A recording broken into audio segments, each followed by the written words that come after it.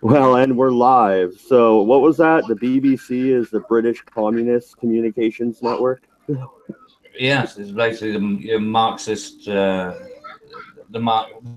Marxist Broadcast Network. Should be the NBC now. So, yeah, I want to talk a bit about secession today, specifically Catalonia, but more broadly, I would like to start with, in my humble opinion, if you don't believe in secession, then you think America should still be British. What say you, Cabbage? Absolutely. Yeah, that's what I was just saying earlier. 100%. Because at the end of the day, you either believe in self-determination or you believe in federal oversight and federal interference. Um, there is no scenario where you can reasonably say that you shouldn't have the right for an existing country, like say for example, for example, Scotland. Now, as I said to you earlier, I've said to many people before, if Scotland wanted to go independent, fine. That was their choice. Well, They yeah. have they have a long history. They have their own identity and they have their own, their own way of being. They have their own culture.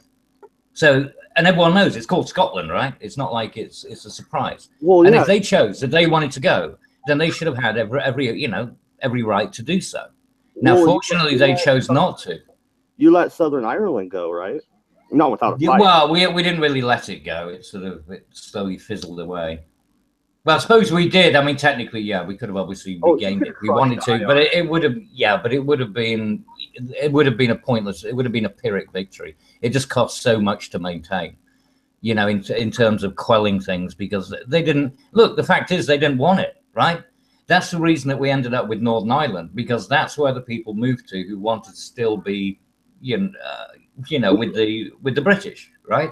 Yeah. So therefore, it's like, well, okay, these people still want to be British. Like the Falkland Islands, right? The people on the Falkland Islands have never been here. The Malvinas, down near Argentina. You remember back in the 1980s, we sent an entire armada down there to defend like 250 people and a few penguins, and some sheep. Wait. Right? But were those the Nazi penguins? Are you guys? They could be Nazi penguins. We don't know. It's still under investigation.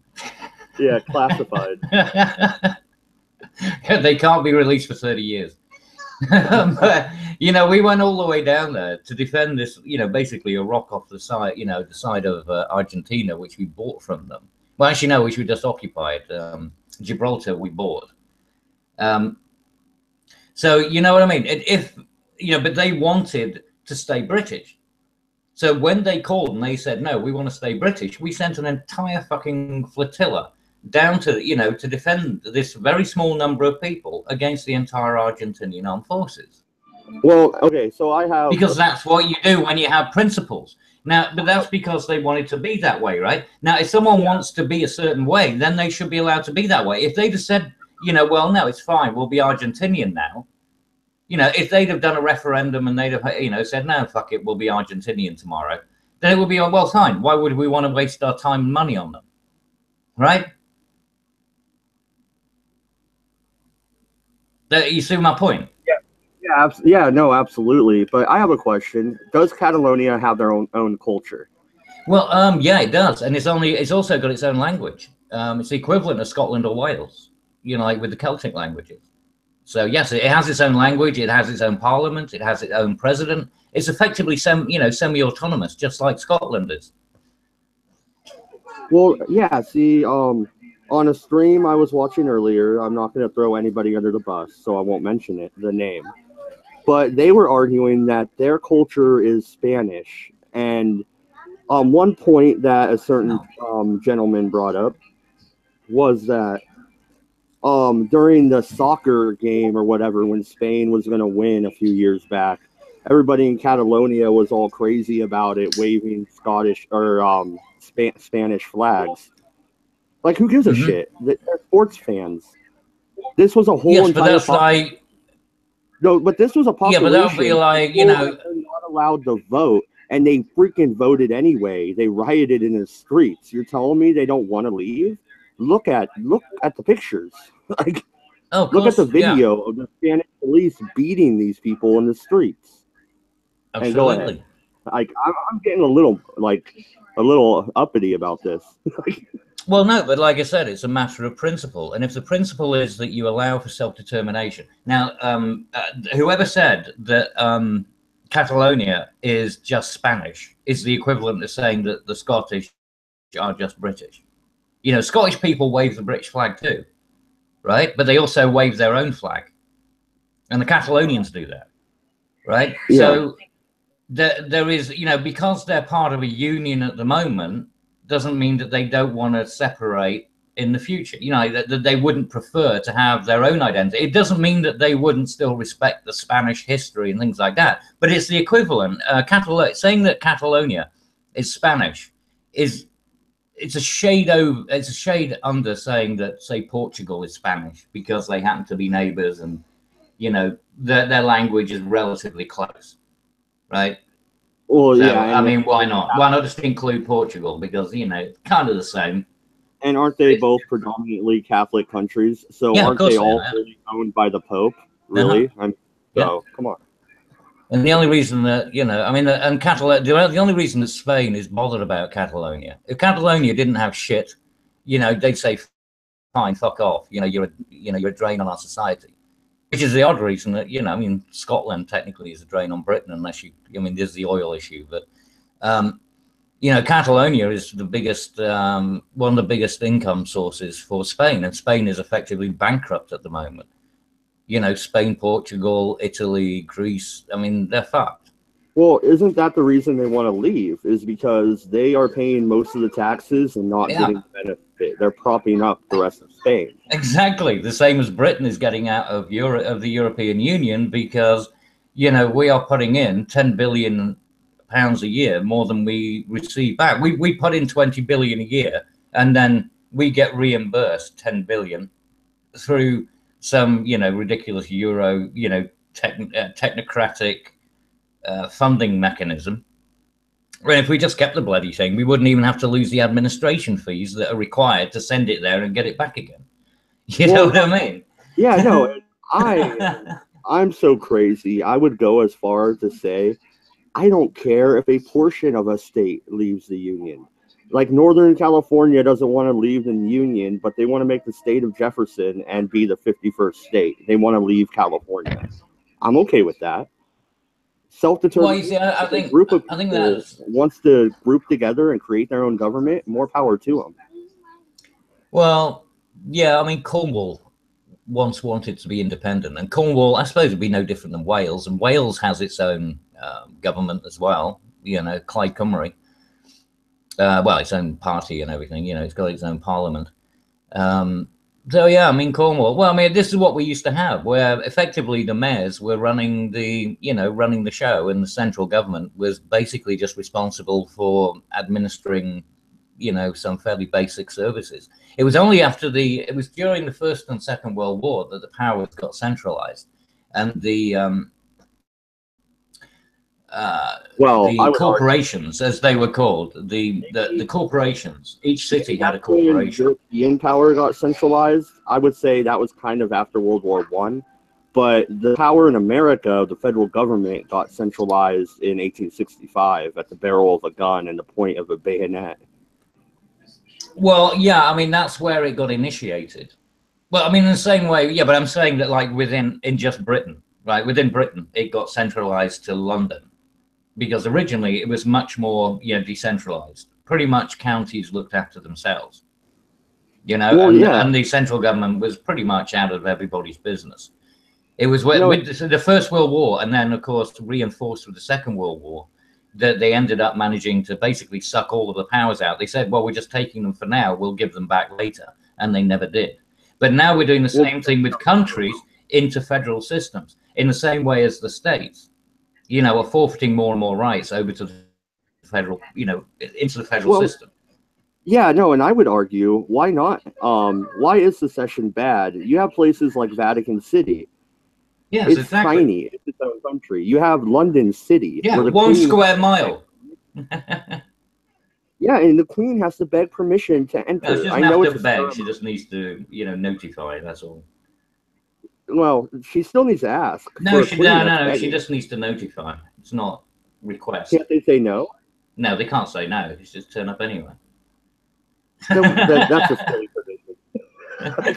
It's the principle of the thing, right? The idea that you just sort of, or really it's a notification, just I will be attending, at this point, and then so that they can prepare for her or whatever. But When it's was the not. last time she did that? May I Well, ask?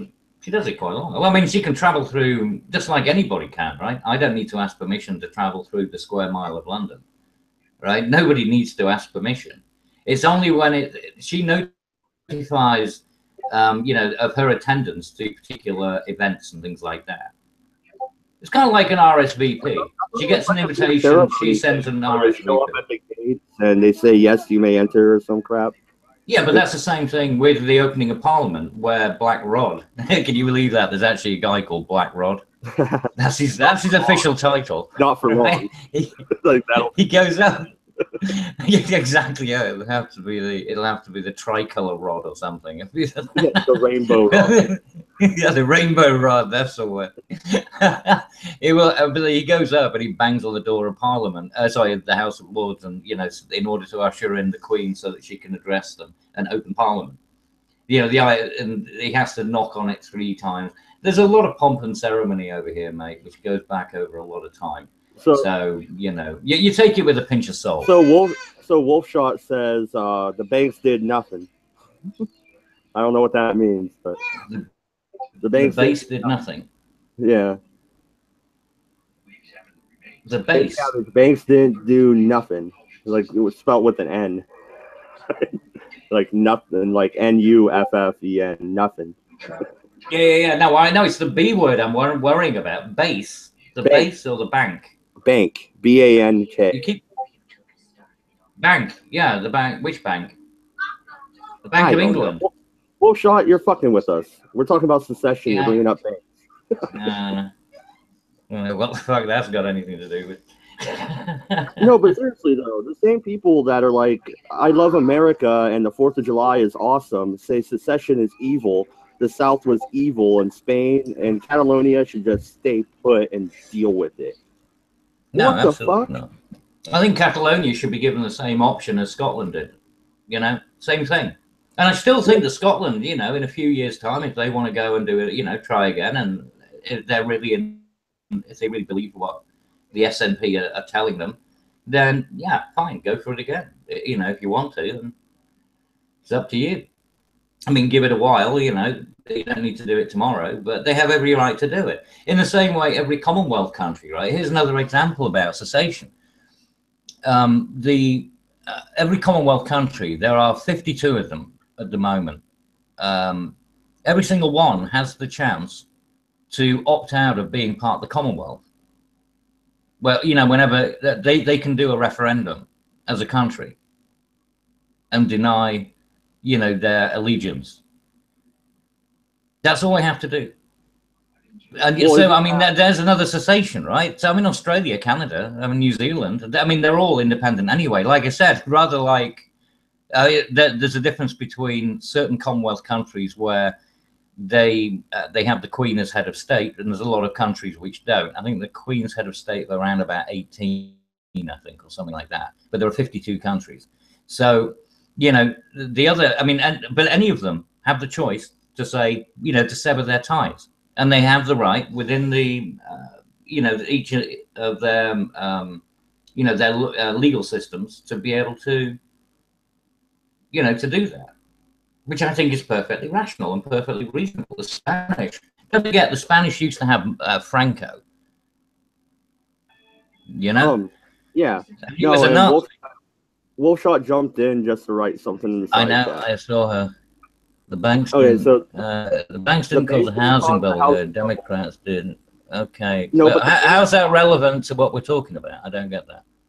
I know, and it does get me sidetracked because I don't understand how it's relevant to this conversation, so we're not going to go off on that one. We can do that another day, maybe later. Yeah.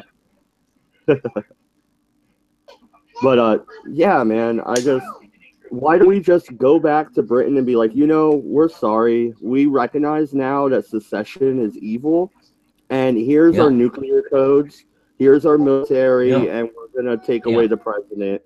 We swear allegiance to the Queen. Yeah. And here are the key. Yeah, here are the keys to the White House. Yeah, I mean, yeah, but you could use that as your new summer home, Queen. It's all good. yeah, it's fully functional. It's been cleaned. I don't get it. We seceded in 1776, and then Exactly. we did again in 1861 and failed. And now we're fine with the Russian states falling off.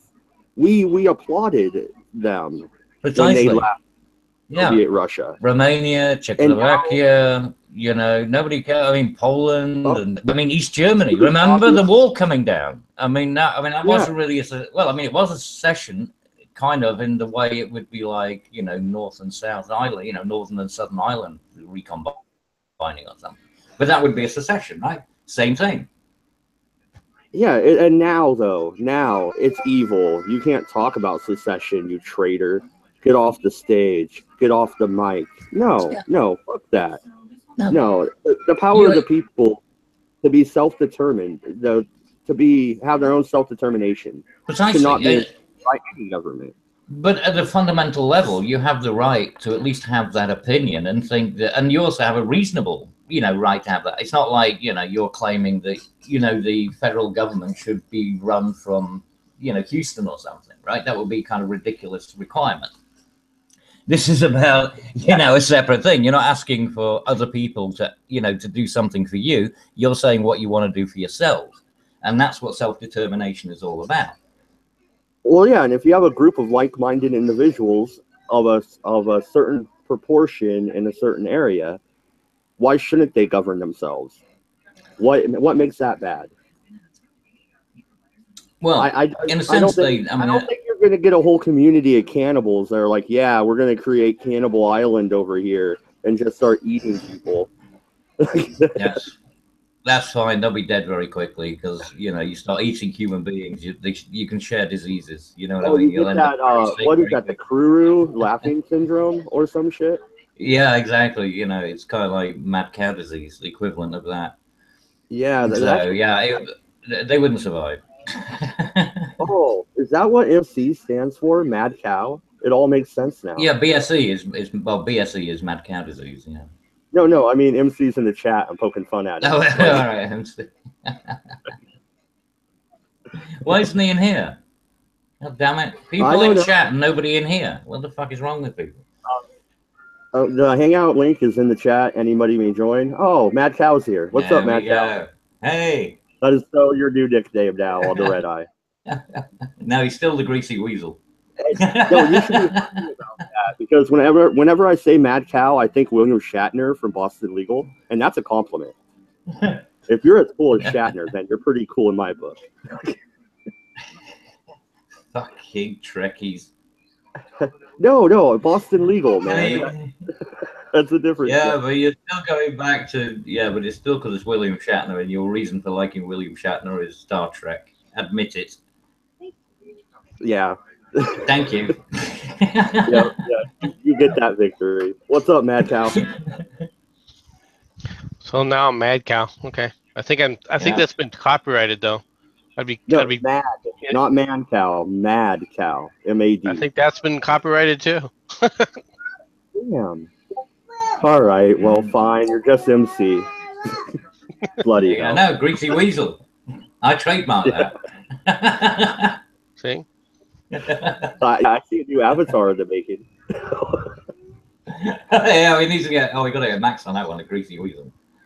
That'll look disturbing. All right, so I know, MC, you were probably in the chat for a little bit, just getting a handle on what we were talking about. So defend your position that suspicion is evil. Go ahead. Establishmentist. It has nothing to do with establishmentness. It has to do with how you do things. Structure is vital. If you're going to have a civilized society, you have to have rules. And you can't have people walking around, even where a group of people walk around, and say, well, those rules are fine for you. They're not fine for us. And Really? then say, yeah.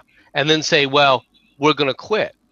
Well, you wouldn't have the social justice movement if that wasn't the case, because that's what things like quotas are all about, and well, I understand what affirmative action, talking like about that. quotas and all that other stuff is all about. All right, that's not what we're talking about here. We're talking about established sets of rules for when you start talking about secession, and you start talking about how to go about secession. Yeah. All right. Yes, when you have an established methodology of doing it and you fail at it, all right, then yes, then you say, you know what, we're going to do it anyway. You're asking for what you're doing is you're sitting up there in a form of rebellion. It's not the same thing as saying. It's not the same thing as saying that we're all going to sit up there and vote one way or another.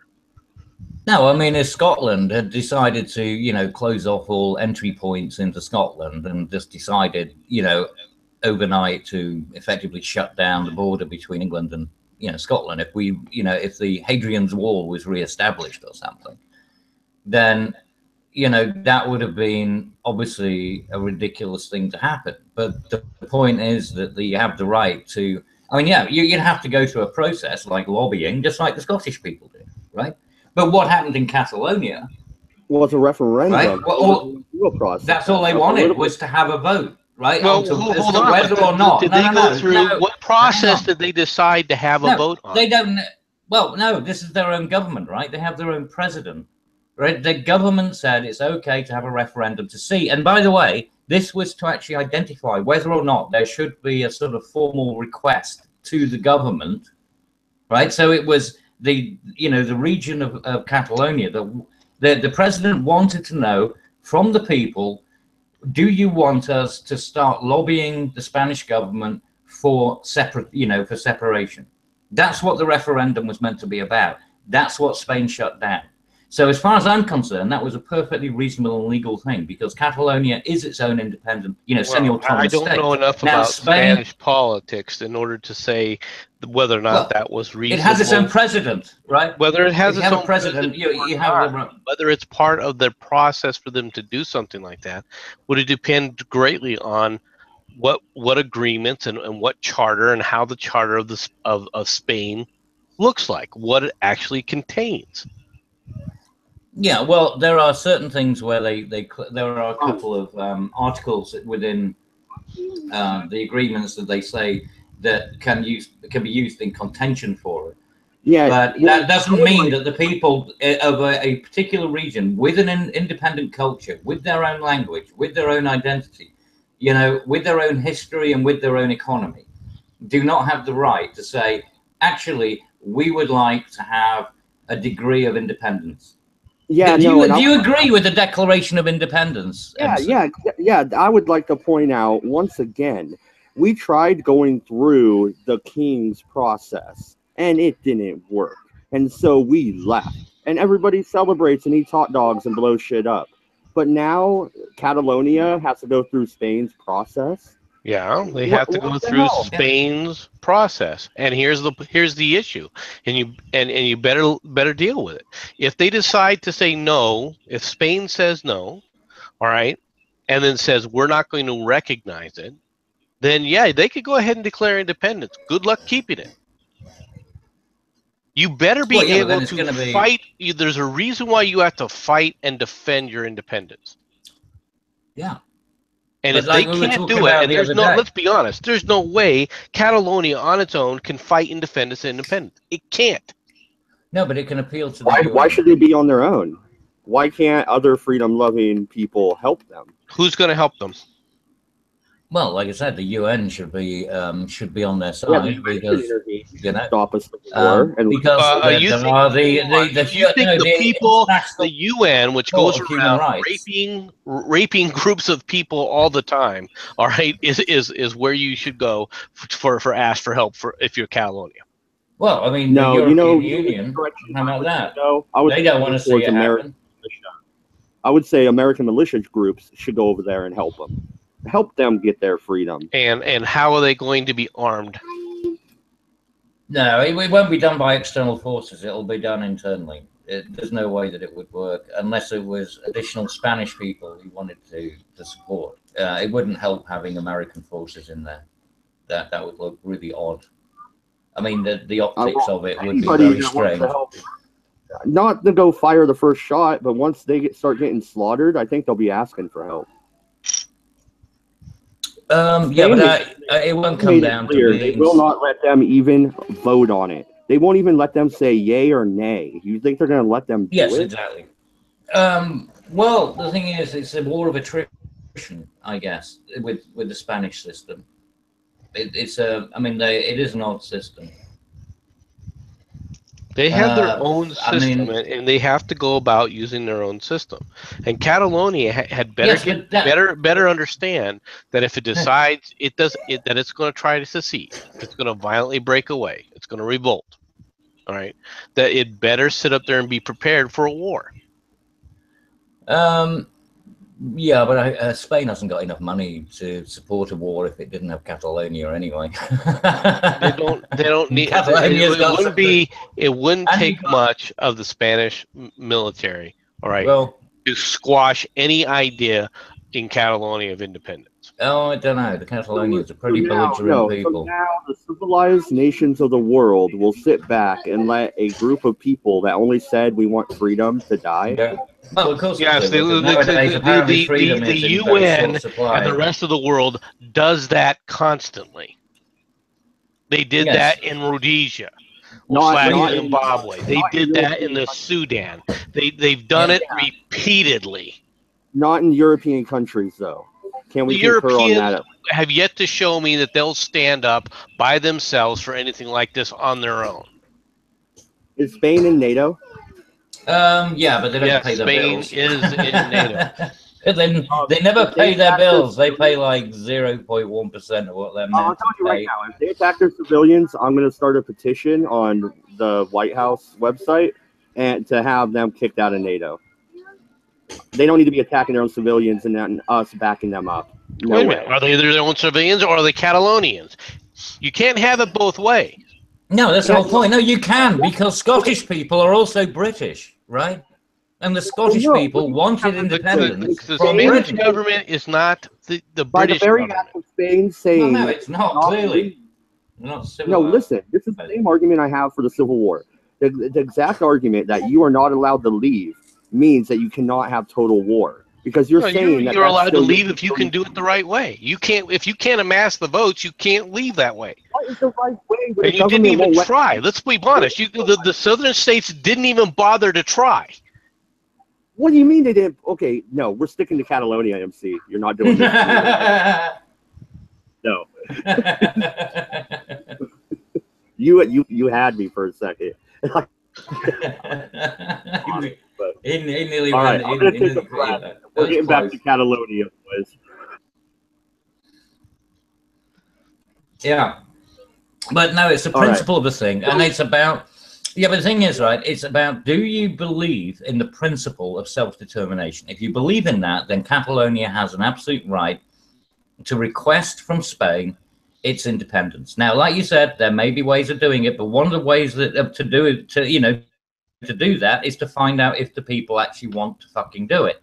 They stop them even being able to demonstrate that they might want to do it, and that's where the problem comes. No, it doesn't come that way, because you would see something very similar take place in the United States if a city or a state attempted once again to try and secede that way. No, you wouldn't have federal federal forces going into into Texas if they decided, let's have a vote. Yes, see what we would. Think. No, you wouldn't. Yes, you would. First off, Texas was its own nation, and it can and maybe give it a shot. See what happens. Hey, look, prove the point, Matt. I want. I have a question, MC. What is the proper way for them to leave Spain then? Give me. The proper way to have done this is to sit up there and petition at the very beginning, involve Spain in the petition to say we would like to sit up there and run a referendum in our group, all right, for independence.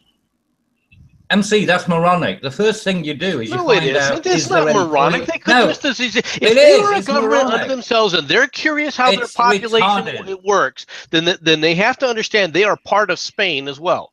There would have been nothing wrong with them walking up to the government of Spain and saying, "Look, we would like to have this referendum. Is it okay? Yes or no?" Now, they could have done. I would say no. What do you do at the no point?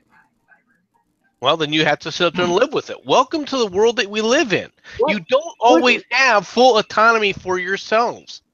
Oh, dude, we have human rights. We do have full autonomy. That doesn't deny somebody a human right.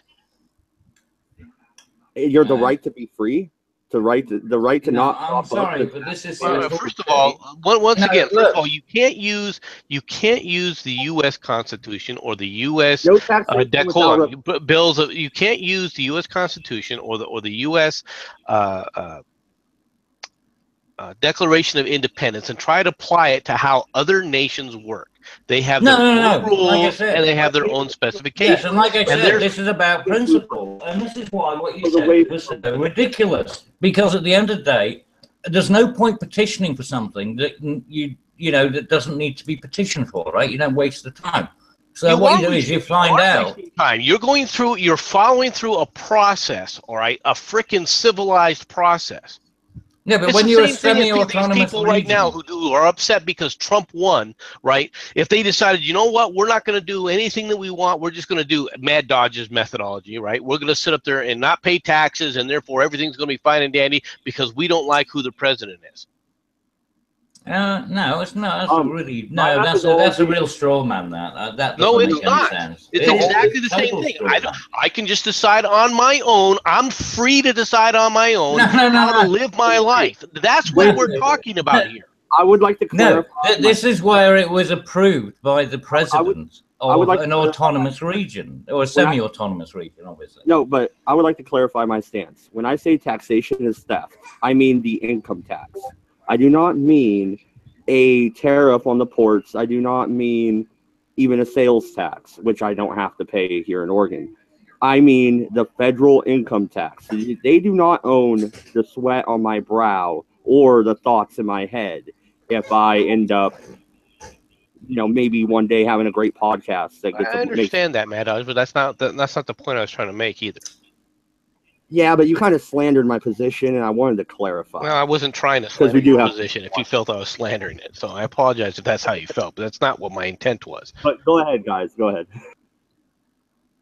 Yeah, at the end of the day, you've got a semi-autonomous region which actually has its own president. It has its own, effectively, equivalent sort of Bill of Rights. And they have the right to, the president has the right to request a referendum, or a referendum to be requested of him. Yeah, now this may be true, all right, but because I don't know enough about Spain, all right, and I don't know enough about their charters, but a referendum of this sort may or may not have been legal.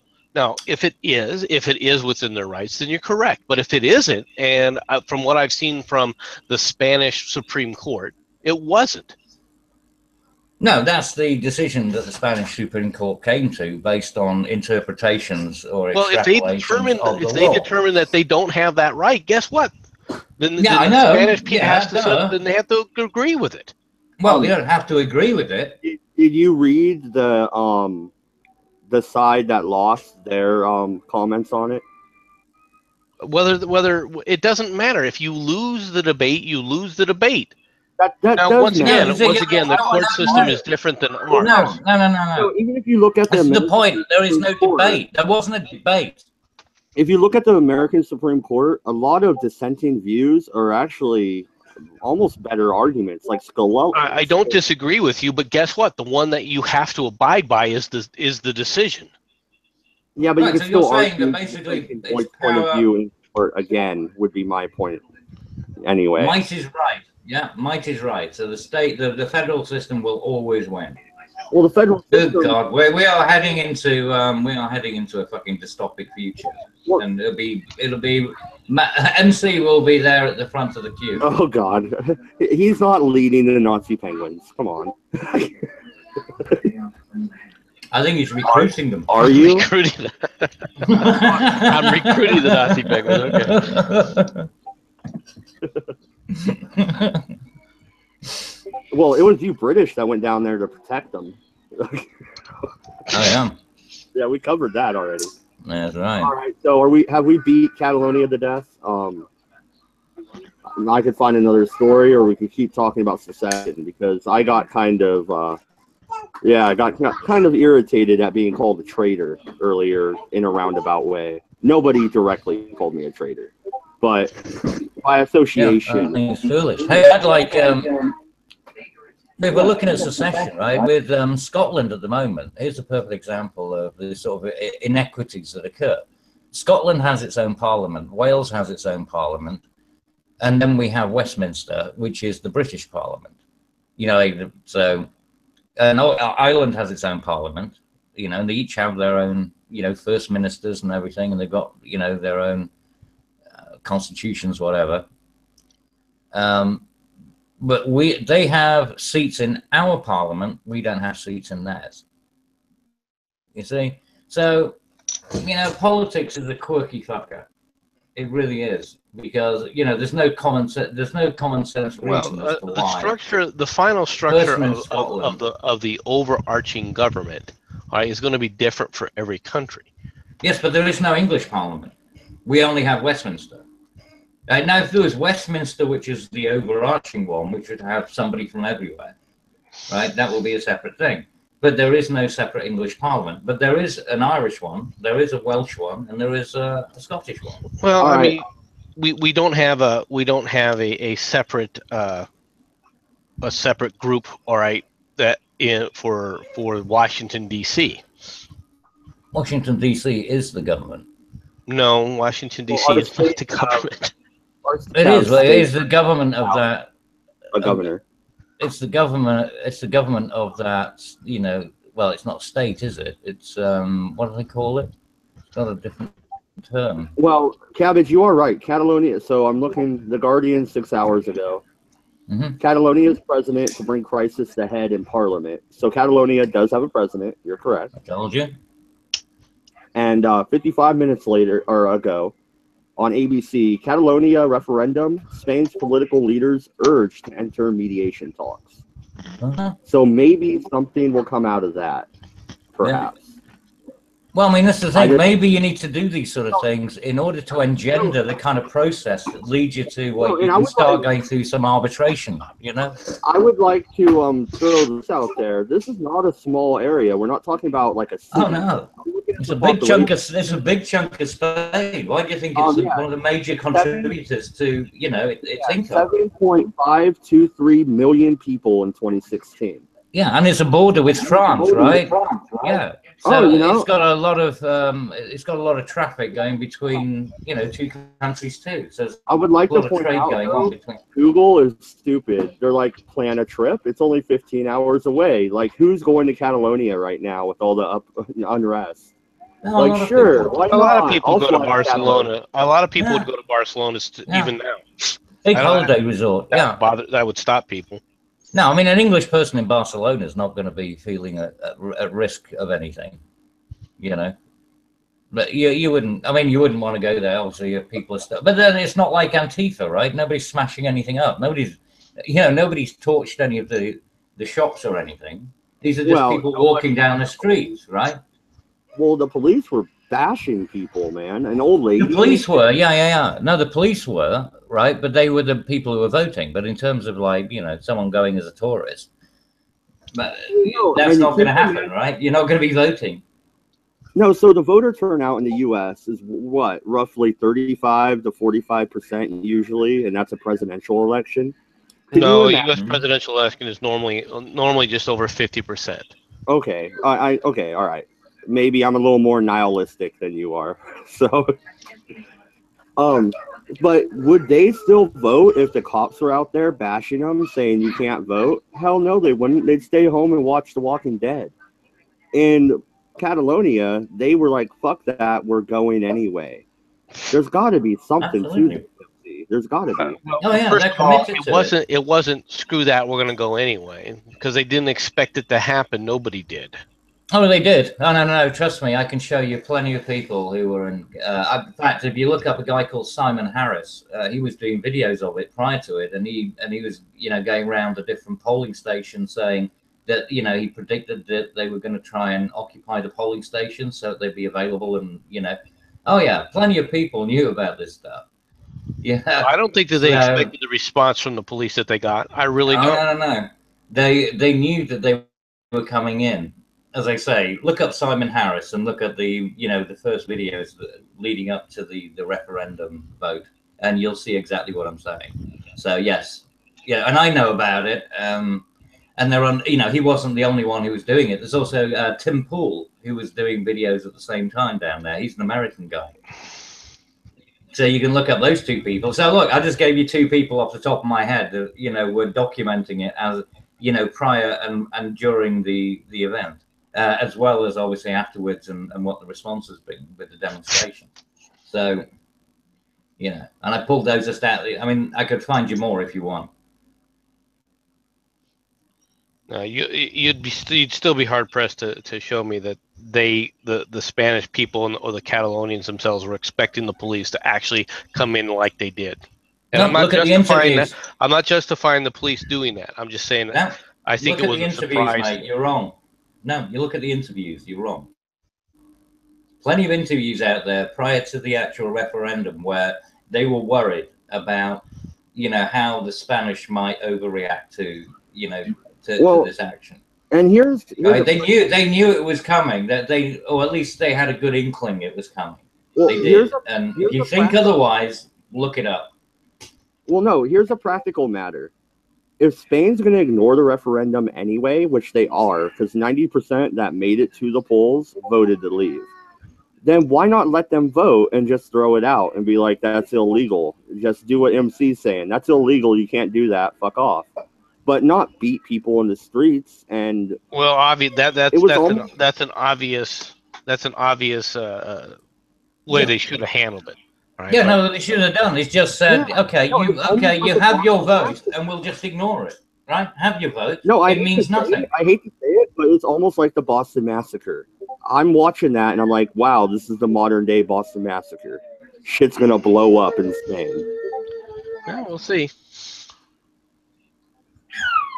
Yeah. I mean, but I just don't understand why Spain overreacted. Well, there's no doubt that Spain overreacted. I'm not going to deny that in any way, shape, or form. Right? It's obvious that they overreacted. Right? I'm not trying to say that they didn't overreact. Okay. But all I was saying at that point was I honestly still think that they didn't expect the reaction to be what it was. No. They may have expected, they may have been talking about how, we're concerned, but I really believe it's like everyone else. Well, I really doubt it. It could happen, but I really, I'm a little concerned about it, but I don't really believe it's going to happen until it actually does. Yeah, no. That's the thing. When people saw that it was happening to other people, they still tried to get into the polling station, right? So these people were committed to actually, carrying this thing through. But anyway, the point is, the Spanish government could have just said, well, fuck it. Yeah, fine. Have your referendum. It means nothing to us.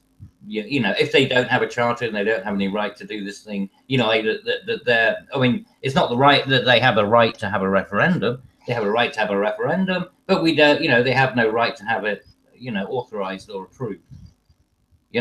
So legally, it's like, fine, it's like doing a poll. Well, do your poll. See how many people like it. Well, so what? So we could have been ignored.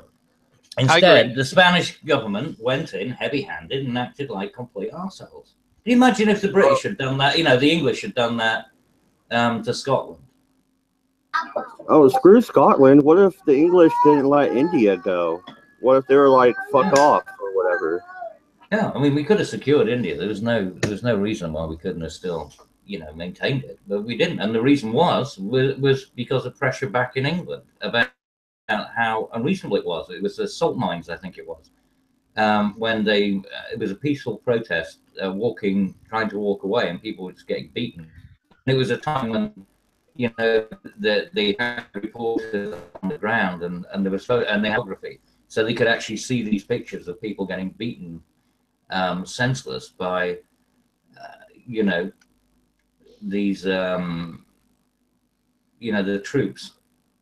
And so people got incensed over here, and it was more pressure from the UK. I mean, otherwise, you know, they'd have probably continued for another 50, 100 years. I mean, there's no reason why they wouldn't have done. But it was actually the, you know, the human rights activists over here, or whatever you want to call them, who said, you know, that's out of line. All right, so I looked up another article about secession, and this might be an op-ed piece from the New York Times of all places. So woohoo! But it says Catalans and Kurds discover the hard truth about secession. Oh yeah, Kurds. There's another good one. Yeah. Yeah. So poor old Kurds. They've had a real shit time of things, you know, since the Second World War. So when does an independent movement get to form its own nation? For decades, a set of unstated but well-known rules, yeah, okay, has supposedly decided that. But those rules include a number of contradictions, as in the Catalans in Spain and the Kurds in Iraq, as they push for independence through referendum. These contradictions are becoming clear. Don't forget, they're not just Iraqi Kurds, there are also Turkish Kurds. There's Iranian types of Kurds. Turkish Kurds, and there's Iraqi Kurds. Kurds are in all three of those of those regions. Yeah, and the Kurds themselves are a different tribe of people, right? And they're from a historical standpoint, they're an extraordinarily violent group of people. They're a very insular group of people.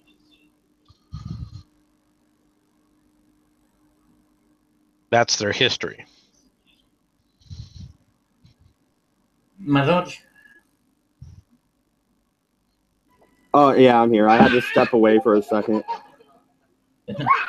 But, yeah, so the first rule is portray your cause as a struggle for democracy and human rights first. National self-determination second. This helps get around the fact that there is no legal right under international or even domestic law for secession. Also, get the great powers like the U.S. to help you. What the? Okay. First off, there's no right for self-determination. I would disagree with that. Second, why can't the Kurds in Iraq leave? Aren't they the ones fighting the fucking Well, because there is no singular version of Kurd. Like I said, it's not like the Scottish. You have the Turkish ones, you've got the Iraqi ones, you've got the Iranian ones. In order to have a viable, it's like a band. In order to have a viable nation, you've got to have a number of things, and not the least of which, you've got to have a defensible border. Well, the Kurds in Iraq seem to have. Well, the Catalonians have that. They're defending. Well, not from Spain, they don't. I mean, they could go back into the Pyrenees if they captured part of the French side of that. If you think that the French are going to give up their side of that Pyrenees. No, but they were. Well, yeah, but that's based on the fact that you think they got to retreat. The fact is, they only have two borders. I mean, they've only got like a semicircular border to protect between them and the Pyrenees and France. So relatively, they've got I mean, strategically, it's a pretty good position to be in. They've got a good position as far as vis-a-vis France, yeah, but not from Spain. Well, they've also got plenty of deep ports and stuff. Anyway, if you need any help, we'll send some stuff over. It'll be fine. We got plenty of stuff down in Gibraltar. And what I mean by defensible borders in this case about this article. What I mean by defensible borders. Okay, yeah, you need defensible borders, but also. What I mean by that, hold on. What I mean by that isn't just territorially defensible. You could also do it if you have the population capability of doing it. Well, Catalonia is actually one of the highest populated regions of Spain because it's one of the most productive regions of Spain, and productivity requires people. So Catalonia is actually relatively, in terms of population density, is pretty high. Density, perhaps, and it may be true that they have, in this case, right? No, with Kurdistan, however, if you're looking at what would be Kurdistan, all right, especially from Iraq, There are no defensible borders from Iraq. Zero. Oh no, I mean, well, there is no such thing as Kurdistan. I mean, when you look at it, like I said, Right. You know, well, we're talking the fictional. Yeah. We're talking in a fictional sense. If they were going to revolt and declare independence, yeah, right? There's no way they could defend off an attack, a land attack, right, from Iraq. Of course they could. No, because I mean, the third world anyway. They got bugger all. They got nothing that they could realistically, you know, send back in return. That's true. Yeah. Anyway, go on. Yeah, but I would argue. I didn't mean to sidetrack the issue.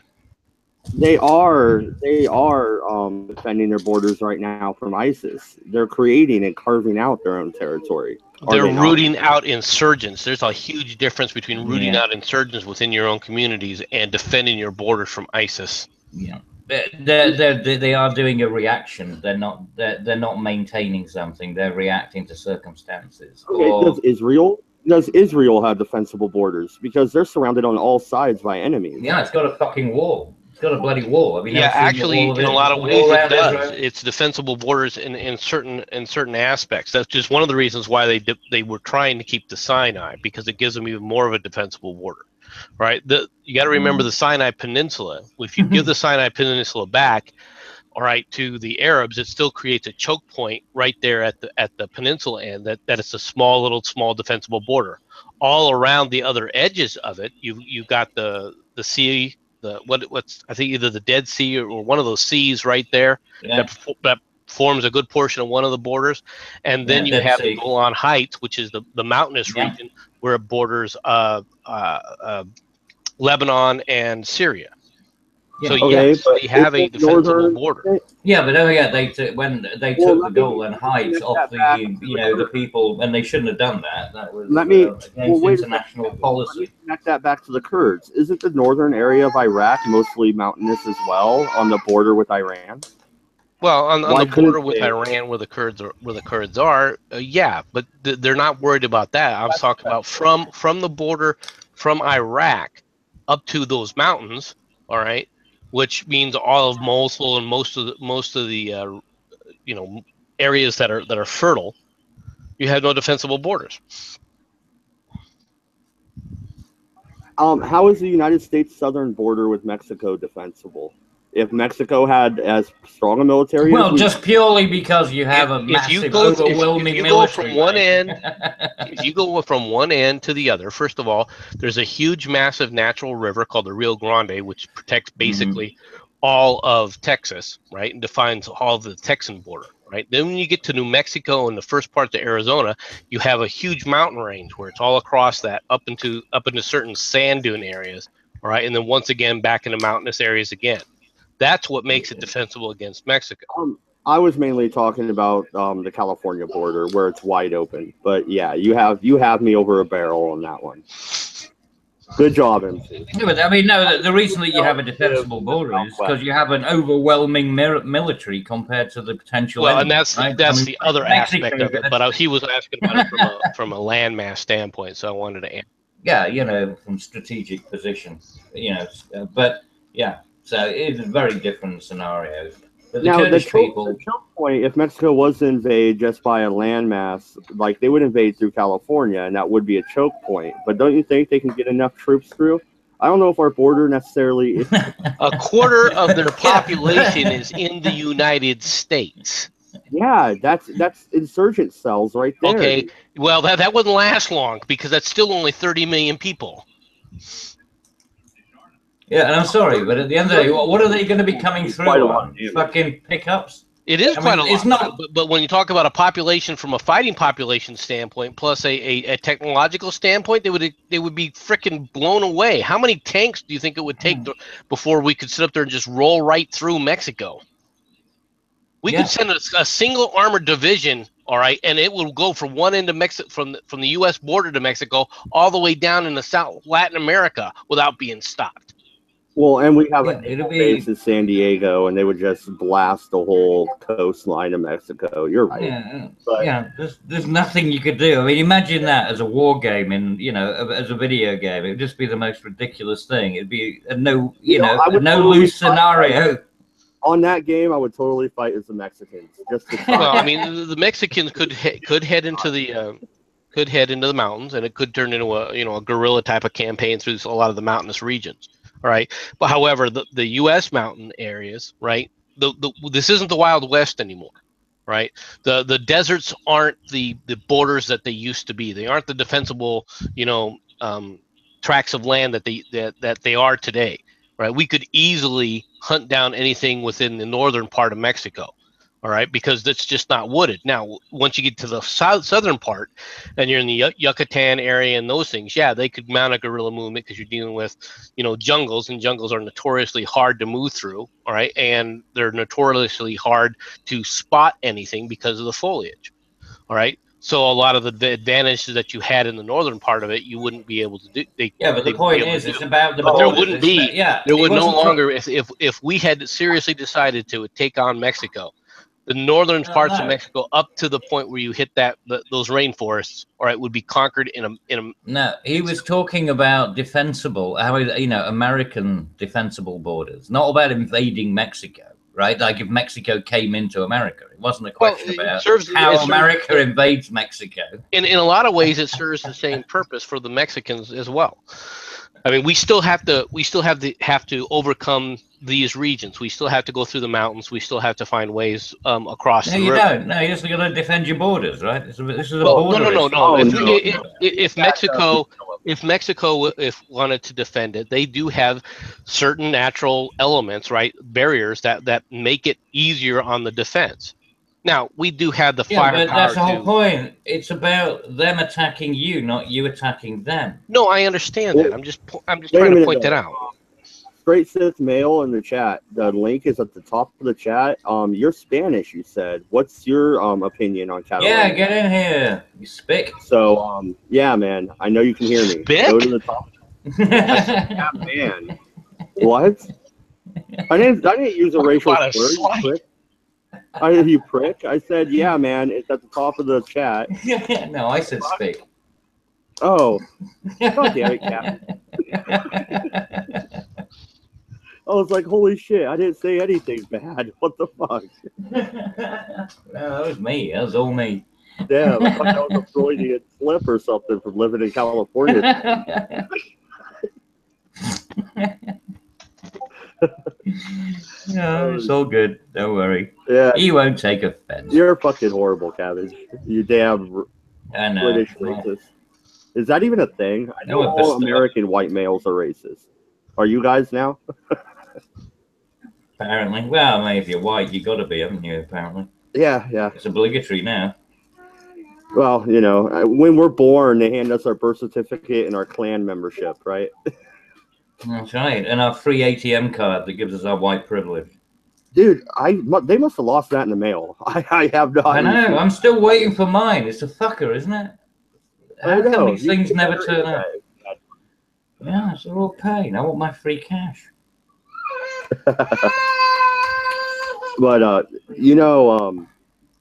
I really do think secession is a good thing. And the whole Mexican thing, I started thinking about that because, yeah, Cabbage, I've been playing Civ 5. Not yesterday, but I have this week. Too much, actually. I got behind on work and had to catch up. That's why I was offline for like 3 days straight. I told you to fuck it off. But yeah, the landmass actually will create a bottleneck when you go to invade certain areas. So that's the way I was thinking about it strategically. Not really that we can just drop napalm on all their jungle and just kill them all. I mean, we can nuke Mexico City in 6 minutes. Well, they're pretty close. No, it wouldn't take very long at all. Well, you wouldn't even need to use, but you don't need to use ICBMs. I mean, for something like that, you could use battlefield tactical nukes. Why would you use battlefield tactical nukes for crying out loud if you're going to hit the major cities? I mean, a couple of 50 kilotons on any. Wouldn't even need that. Just freaking throw a freaking Moab or two, and that pretty much takes care of huge areas. Exactly. I mean, if you really wanted to be honest, brutally honest about it, all you have to do is you could starve the majority of the Mexican population by just surrounding their major cities and just saying, okay, we're not going to go door to door. We're just going to tell you guys when you're ready to surrender, when you got food, while we sit up here and wait for you guys to come out. Right, and just and keep wafting, roasting pork over the thing. Yeah. Well, I mean, yeah, the old siege mentality. I mean, it worked in the past. Well, why couldn't you just do an EMP and shut down their whole power grid and just let them start out? That'd be part of it. You could use a neutron bomb. Why would you use an EMP? Like I said, you could just... Hell, you could do that with artillery. Yeah, but I mean, an EMP would just make things really uncomfortable. You blow out all the capacitors and things like that. The electricity supply and stuff, and then yeah, but you got to repair that shit. If you're going to take over an area, you got to come back in and repair it all. Why? But that's only if you want to invade it and occupy it. But if you just want to stop somebody from coming across, that's just the way we do things. You just need to keep the way we've always done things. We blow stuff up and then we build it back. Yeah, well, there's no obligation. I mean, if they came across into your borders and then you go over to there in order to prevent them from continuing their activities, then that's on them. If the Mexican government ever did invade the United States, all right, let's say for whatever reason some lunatic took over and the people followed into a war against the United States. Well, no, let's just play that game for a little bit. If they're actually going to if they would actually do something like that. The response would be we would go into Mexico and take it over, and we wouldn't give it back. No, and I would fully so if we were going to invade another country, I've said this before, I'll say it again. No more destroy and rebuild. We go in there and we take it, and it's ours. We're like Rome at this point. Fuck you, pay me. This is Well, that is rather like what John Perkins said, but it's. I mean, usually though, it's done covertly, as opposed to overtly. They use the existing internal systems, manipulation, espionage, that kind of thing. That's the way it generally works. Well, no, and I don't get all the liberals yelling about we invaded Iraq for oil. We invaded Iraq for oil. Then why did there's definitely an element of truth to that, though. It was, there kind of is. OPEC was a significant. No, but seriously though, if we're gonna invade for oil, let's invade and take their fucking property. It's ours now. What are you gonna do about it? Matter of fact, fucking Baghdad is renamed fucking New Washington. Fuck you. I don't give a fuck. Yeah. No, because then you got real problems. I mean, there is no benefit. This is one of the things that's really weird with the British Empire. We maintained it with 50,000 of our own troops. Because most of it was based on trade and things like that. So, and then when people didn't want it, okay, there was a bit of a ruckus. But we already had the people who were there wanted to join with us. So they joined the armed forces. So you had, we had Sikhs and we had Hindus, and then we used the Sikhs to police the Hindus and the Hindus to police the Sikhs, which, probably not a very smart idea because they don't like each other. But no, if you want to be an occupier, and you want to do it with, like in that way, it's going to be very, very expensive. You will have no income left. The oil may be worth some money, but the cost is going to be exorbitant to maintain that kind of occupation. Well, no, see, the problem is I don't want to be an occupier, but we are doing these wars and not getting anything out of it. It's massive deficits because we blow it up and we rebuild it, and then they still hate us at the end. So why not just be Rome? We take it, we occupy it for like 10 or 20 years, and then we annex it. Bam, that's it. They did it to Germania, Rome did, and it worked out okay. I mean, kind of. I wouldn't say that, because they ended up sacking Rome. Yeah, but it was the Visigoths. You do know that, right? The Visigoths went down and kicked the shit out of them. Look at It works out well for Rome. No, but look at the big picture. They conquered it. That is the for big over picture. 100 years. Like, But from a Rome perspective, that is the big picture. They fucked us up. We fucked with them, and then they fucked us back. They held it for 1,500 years. That's a pretty good fucking run, I think. Well, how That's long? 1,500 years? Are you shitting me? They'll still be running it now. Goal. They still be running it now, 1,500 years later. No, okay. So Rome started maybe 50 years you might get away with it, but not 1,500. No, they had goal for more than 50 years. All right, that's it. Give me a second. They maintained Gaul for quite a while. Oh, Gaul they did, because they had to get through Gaul to get to Britain, and they were over here for about 150, 200 years. They were from to about 300 AD, from about 0 to 300, about 300 years. Well, they tried a couple of times, failed, and then they. Then it depends on when you actually talk about it, because I mean, Caesar was the first one, but Caesar didn't stay. No, but, and it depends on when you get, when you classify them, because they got to Hadrian's Wall. They were only here for about, maybe 30 years once they hit that limit, and then it started to collapse. Well, no, okay, so yeah, the Eastern Empire didn't hold Gaul because the West fell in 480, but the Eastern Roman 1453. So I'm trying to see. I'm on Wikipedia. When did they conquer Gaul and when did they lose it? But they lost it slowly. They started to give it away because they. Oh, it did. Yeah, it dissolved. Yeah, but don't forget that these are older times. It's not like today where you've got tanks rolling across fields and stuff. You got people running around, having to build things like siege towers. Well, you have barbarian, massive barbarian invasions. You have the Huns coming in. You have a number of different things that happen, during those people traveling by horse. They're not traveling by airplane. This is how I got the 2,000 years figure. It wasn't Gaul. It was the fact that Imperial Rome lasted for 15 years compared to 500 years of the Republican era. So that's 2,000 total. But they did conquer Gaul pretty early. I believe it was the end of the Republic. Well, of course. The French always bloody put up the flag. But they weren't actually... Yeah, they do. I think doesn't every MRE come with a white flag? Man, you like bashing the French. Of course. Well, we have history.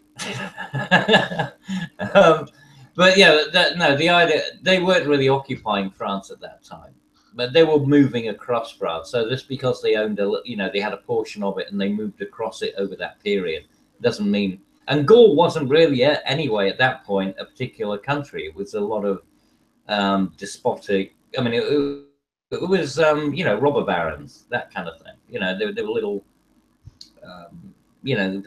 family villages basically. So it wasn't like it was a major challenge. No, and I would love to continue talking about Rome, which we can. I just want to respond to the chat real quick. Melissa, yeah, so the Iraq for oil. Yeah, Iraq for oil is liberal bullshit, so that's obviously pointed at me. I kind of think it is, considering really we have our own oil sources if we would actually tap them. And we claim to the whole world that we did it for weapons of mass destruction. Your mic's fucked. That we just happened to sell them in the 80s. So I believe there's a bigger picture here than just oil. There were a number of things. He didn't just say it was for the weapons of mass destruction. There were weapons of mass destruction found that you guys just still keep ignoring. All right. Yeah, they were, but where did they get them from? That's the major problem. Well, now we're back to themselves. Right. Yeah. But no. In other words, George Bush did the whole thing, all right, because he knew that there weren't weapons of mass destruction, and he was trying to cover up how the U.S. had given them these weapons of mass destruction that weren't even there.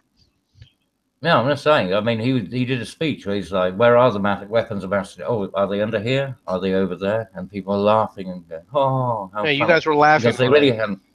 No. The people. No. This was in a dinner. This was at a dinner where he was making a speech, right? You don't remember that? Where he was joking about it. He was joking about it himself. In a different context. Here, the White House your mic is fucked, man. Your mic's fucked. It's gone garbled again. Your mic is scratchy at the moment. It's gone weird again. Stop downloading porn while you're fucking hanging out. He does this every time. Sick bastard. He's got to stop. He's got to learn how to, not to masturbate during hangouts.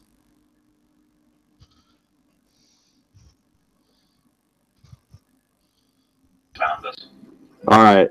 If that's better. Okay. Yeah, you're fixed. I just want to clarify, Cabbage. That's the White House Correspondents' Dinner. They do that. The president does that. No. It wasn't it wasn't the Stephen Colbert one. No, it was a totally different one. No, it was totally separate. He was actually at a podium when he was making that. So it at the White House Correspondents' No, it wasn't. Dinner. No, it wasn't. I don't believe it was. If it was, then I can't believe he didn't get torn apart for it. It wasn't like the Colbert one. I mean, he got ripped apart by Colbert. You remember when Colbert did that one? That was fucking amazing. That one. They have them every year. I know they. Well, actually, they didn't have it last year, right? You remember they cancelled it. No, they didn't cancel it. They didn't cancel it. The difference was freaking Trump said, "I'm not coming." Oh, okay. So they still had it. Yeah, that's because. And then Samantha Bee did her own one, didn't she? Samantha Bee. Okay, once again, Melissa, the link is in the top of the chat if you would like to come on, because I do have a difference of opinion. I do not believe suppressing your own internal citizenship is an international affair. That means we could declare war and destroy your whole country and hang your leader on national TV. If it was, then the world should have invaded the U.S. during a few wars that we indiscriminately killed civilians in other countries. You know, that's another term. You show me a war where we indiscriminately killed frickin' civilians. Vietnam. Cambodia. During the Vietnam War, yeah. We dropped it over giant area. Care who it hit. No, we did drop it over areas, but we were targeting very specific targets.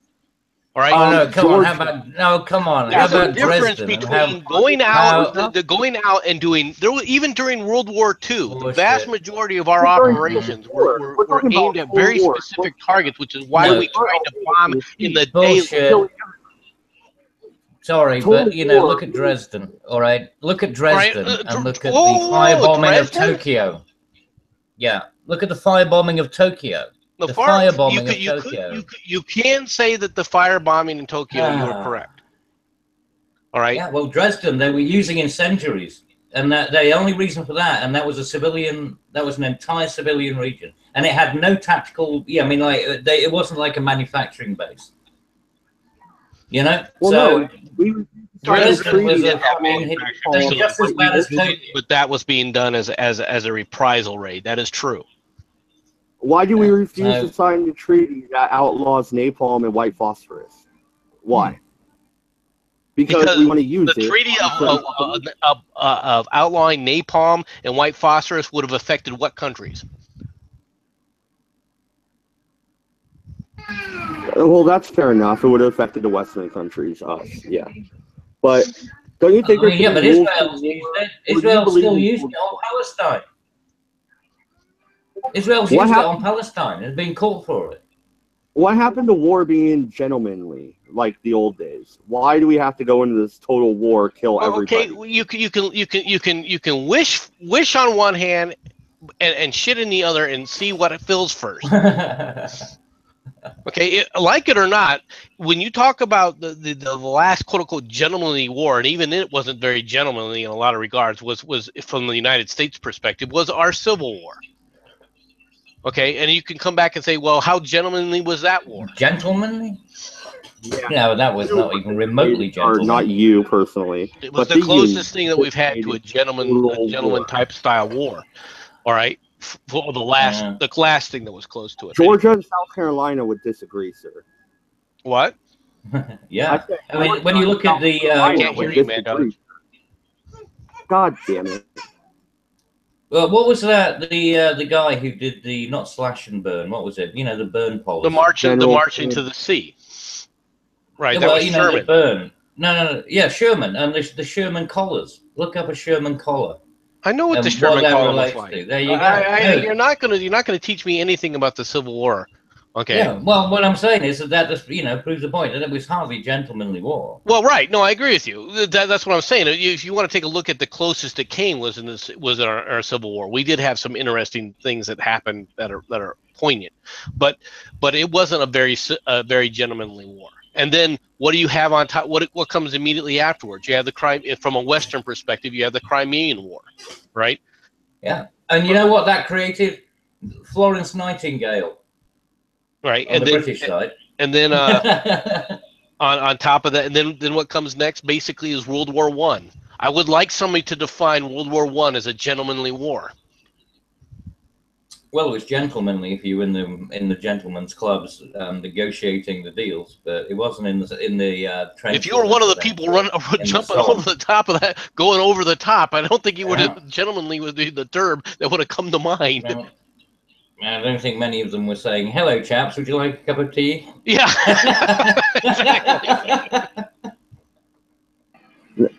Okay, can you hear me now?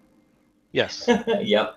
All right, that's not what I mean by a gentlemanly war. What I mean is, even in the Civil War, the North targeted civilian bases, just cities, and burnt them to the ground, and they stole their They did cattle. not burn frickin' cities to the ground. Atlanta? Atlanta burned because Atlanta sit up there and left these things. All right, the people left the city, and when they were burning supplies, the fires got out of control. They did not run around trying to burn the entire city to the ground. You're thinking about Richmond. That happened in Richmond. No, I'm talking about Atlanta. When the citizens evacuated Atlanta, right? They basically left it as a ghost town. And yes, they did burn the military supplies, especially the cotton and the cotton areas, right, which were extensive in Atlanta at that point. Okay, but that wasn't going around trying to burn every frickin' building to the ground. Yeah, and I'd like to point out, right, the Great Fire of London was started by an ill-attended, bakery. It was one little bakery that torched the whole of London. It doesn't take much to take down, especially back in those days when everything, especially with wooden buildings. And when there's no population to try and fight the fire, unfortunately. Exactly. Yeah. So those things. Even when you have a population to fight it, London still burned down. So yeah. Doesn't take a lot to burn down a city, and especially tonight's not a Civil War discussion, or else I grab a couple books and read off actual numbers, but I don't want to do that tonight. Well, numbers are unimportant when you ignore them. Well, anyway, we'll ignore it for right now. We'll go on. Wait. Yeah, we've already done the Mexico invasion bullshit. Oh, you know what's actually really interesting? When was it? Oh, the War of 1812. The America tried to invade Canada and got thrown back every time. That's right. Any thoughts about that war? That's right. When you guys, that's how you ended up with the White House, right? Yeah, that's why the White House is white. You had to paint over the burn because. What do you mean? Rebuild the whole freaking thing. In fact, the British were running around burning every freaking public building was burned with the exception of the. And you know why? And you know why? Because it was a direct response to what the Americans had done to the Parliament building in Canada, and so they wanted to get vengeance on it, and so they did the same thing. Do it any freaking way, like it is.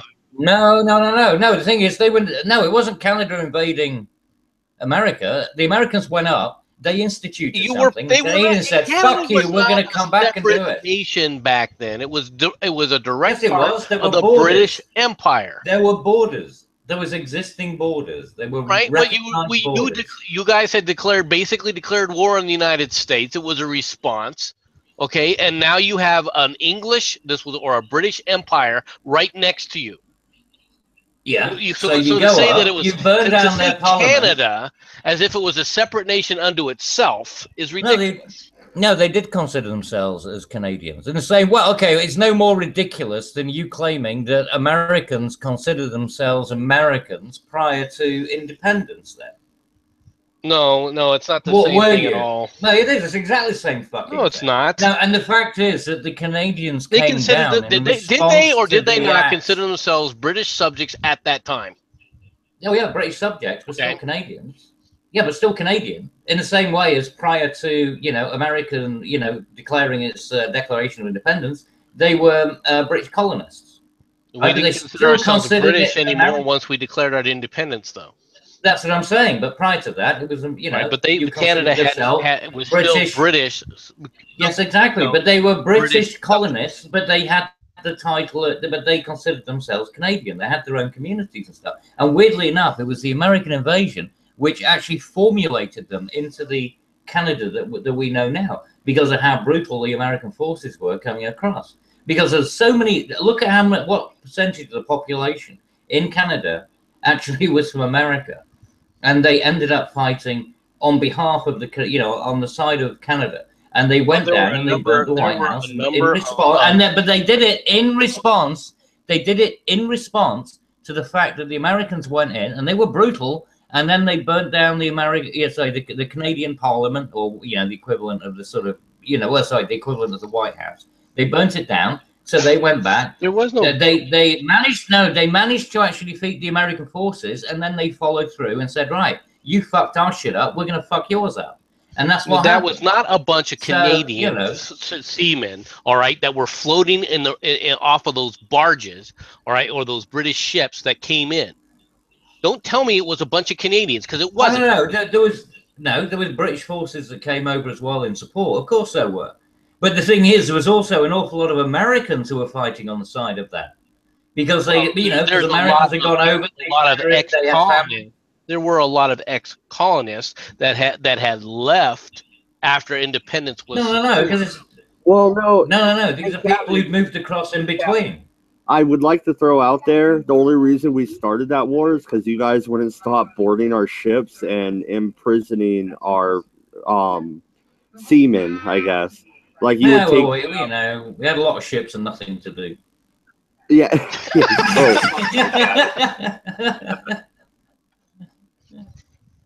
You guys were breaking international law in the sea. There was no international law of the sea at that point. The fact is that there was one nation that was the most powerful sea nation running around, and that was the British empires.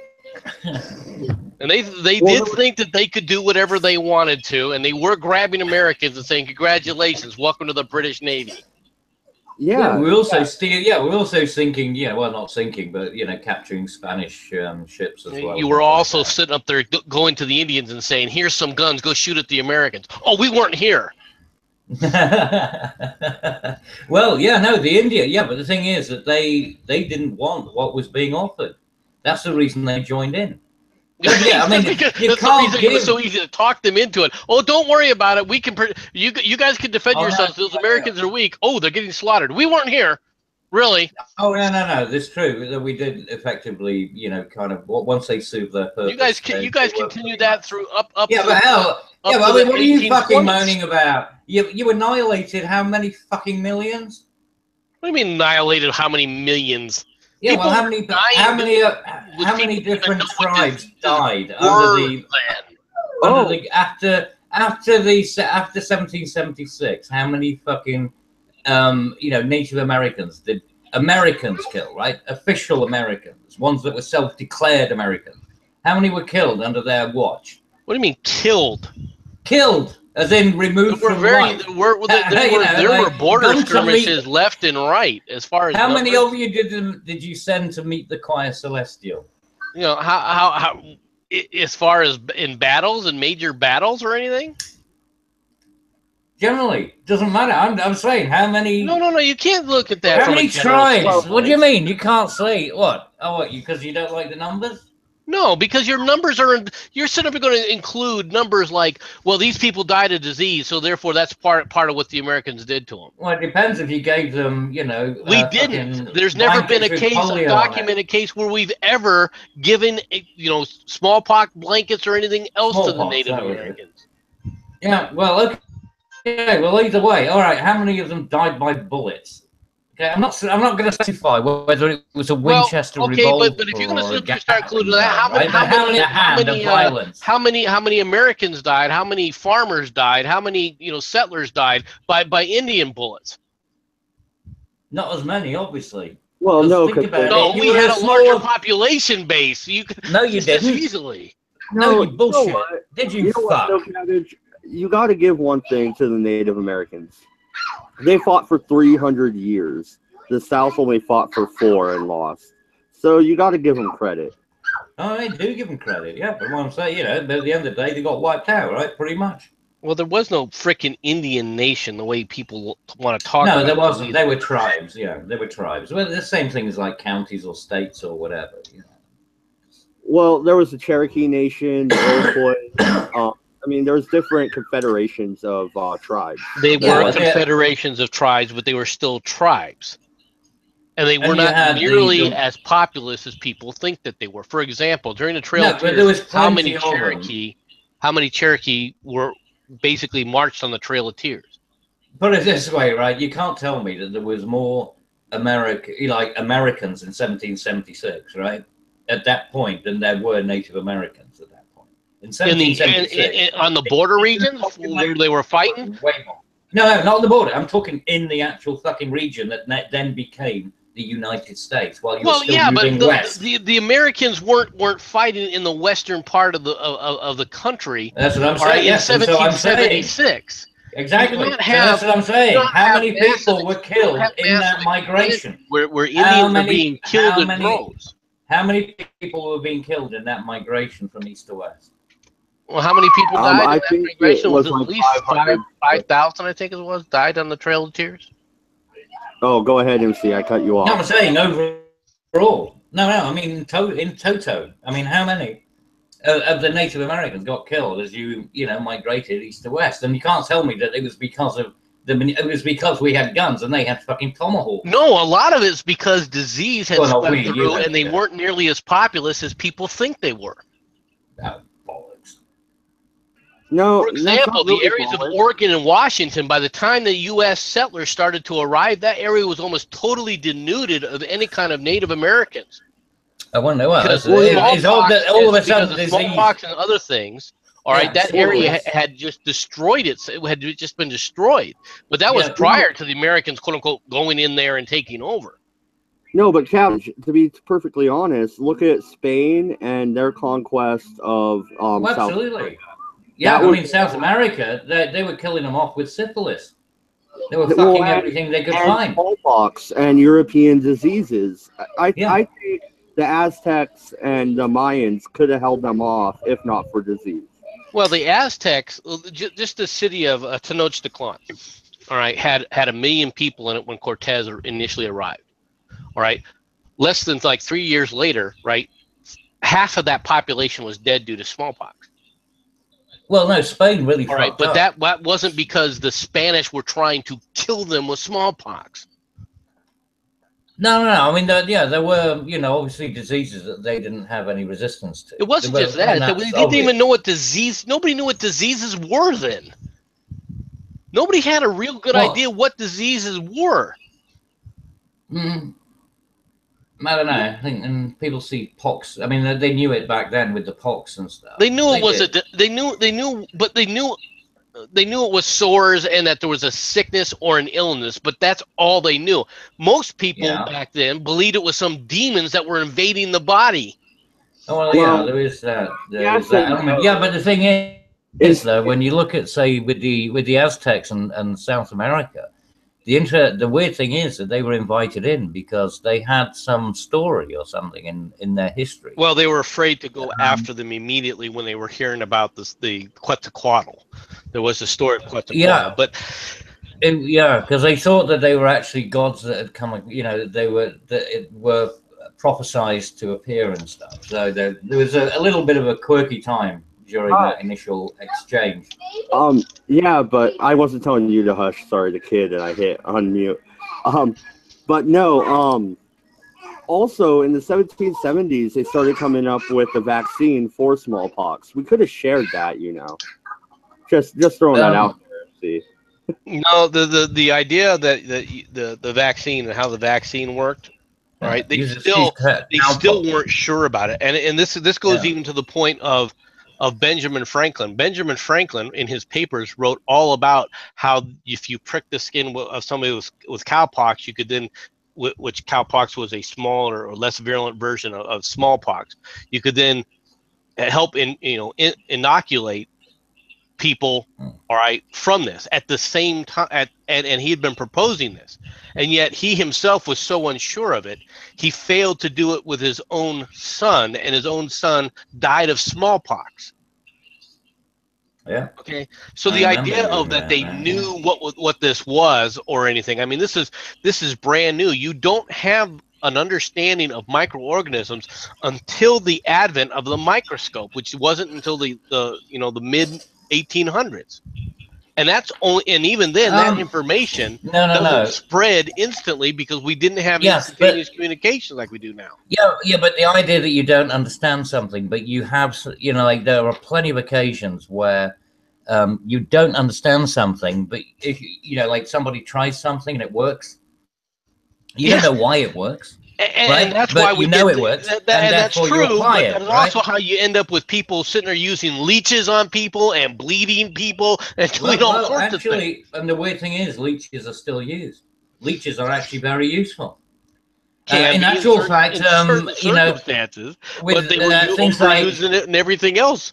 Yeah. I mean, that's the point, right? It becomes a fad, right? So everyone wants to use leeches for everything. I mean, there's a great thing in Blackadder about that. Like stick one under your tongue and come and see me. Put one under your tongue every day and come and see me in a week. Like their aspirin or something. I mean, but. The difference is that when you see a reaction, then people go crazy about it. You remember the same thing happened with magnetism? When people are, like this idea that you could, it was in very much in Victorian times where you would have, what was it? It was something about magnetism. Oh. Anyway, yeah, but there's loads of, weird things that come out that people promote, but there are also things where people recognize that you get an actual tangible response to, and so you repeat the process and it works twice and you think, oh, okay, maybe this is a good idea. You don't understand why it's working. You don't have to understand why it's working. You just know it works. In the same way as the thing is that you believe it works, and we can go back and through history if it demonstrates cherry pick what works. You have a scientific if it's demonstrable, if like the first time you try it, today it works on somebody, and then you go back and we can. But that's how these treatments start. Yeah, but that's how these treatments start, is because somebody tries something and it works. It's like, holy shit, that worked. And then somebody else, no, hang on, right? No, don't. Now, I understand what you're talking about, placebo bullshit, but there is no placebo when nobody knows what. No, I wasn't talking about placebo. I was talking about people who are still walking around with snake oil salesmen, right? Up until the I'm not talking about that. I'm talking about, but I'm not talking about snake oil salesmen. I'm talking about somebody tries something and it works, and then the next time somebody has that event, they say, well, this worked for my kid, or this worked for my husband or my daughter or my my wife or whatever. So, and then they try it again and it works. It's like, well, okay, then the next person comes along and they have the problem, and then you treat them the same way, and then you actually get demonstrable results. It's right, I'm not talking snake oil. The problem is with that is in the day and age at the time, was none of the medicines, no matter what it was 100%. It didn't always work. All right, I'll give you another example. And so when you have things going by hand of mouth, all right, to try and establish in a larger context what's really effective and what isn't, all right, takes a lot of time and it takes a lot of effort to try and go and collaborate all this data. Yeah, exactly. And that's the whole point. It does take a lot of time, which is what we call life, right? The whole fucking existence of human existence. Well, when you're talking back then, right? Though, I mean that, because it's like year by year, day by day, week by week, month by month, whatever you want to do it by. But my point. My point is they could have been like, hey, you guys are dying from smallpox a lot. this kind of helps, 1 out of 4 cases. Try this. Yeah. Nobody could say that. Nobody could tell them anything. Just let them Well, they die didn't off. have anybody who could tell them how effective it was. Yes, you could do that if you knew that what it was, but how many doctors had seen that? How widespread was that? Right? No, but and that information, hold on, and that information still had to be accepted, all right, across a broad part of the cultural landscape that was part of the United States. You got to remember, a good portion of the United States was not founded by English-speaking people. A good portion of the United States was done by the Spanish and by the French. Yeah, but what I'm talking about is the 1800s when they were still dying of smallpox, and we knew that it fucking worked, and we just didn't tell them. Yeah, okay, but now at that point, you still had to have you're talking about the Western frontier, and no, not everybody in the Western frontier knew that this would work. Yeah, but Indian Affairs would have known. They were government officials. Well, once you have a firmly established United States past the point of you had the 1820s and 1830s. You had newspapers back then, and you had the Pony Express. All right, Pony Express was how long do you think the Pony Express lasted? It wasn't very long, I know, because obviously once the trains started coming into effect. No, it was really short, like 6 months. It wasn't a telegraph. No, but MC wasn't really like months in existence, really, like 6 months to a year. It was like 18 months, I believe, total. Yeah, yes, but the point is there were newspapers, and there was initially, like I said, the Pony Express. Okay, but the newspapers back then were so unreliable when it came to news outside of the local area. You guys act like we had an internet, medical philosophy that the medical philosophy that we have today. Saying that. What is your beef? I don't get it. What you're saying. You cannot say we knew we could solve this problem. I didn't say anything about it. No, what I'm saying is, I don't understand what your argument is. I'm not saying that the intentional thing. I really don't get where this conversation is going. Because what is your point, MC? My point is sorry, what do you think the point is that you're trying to make?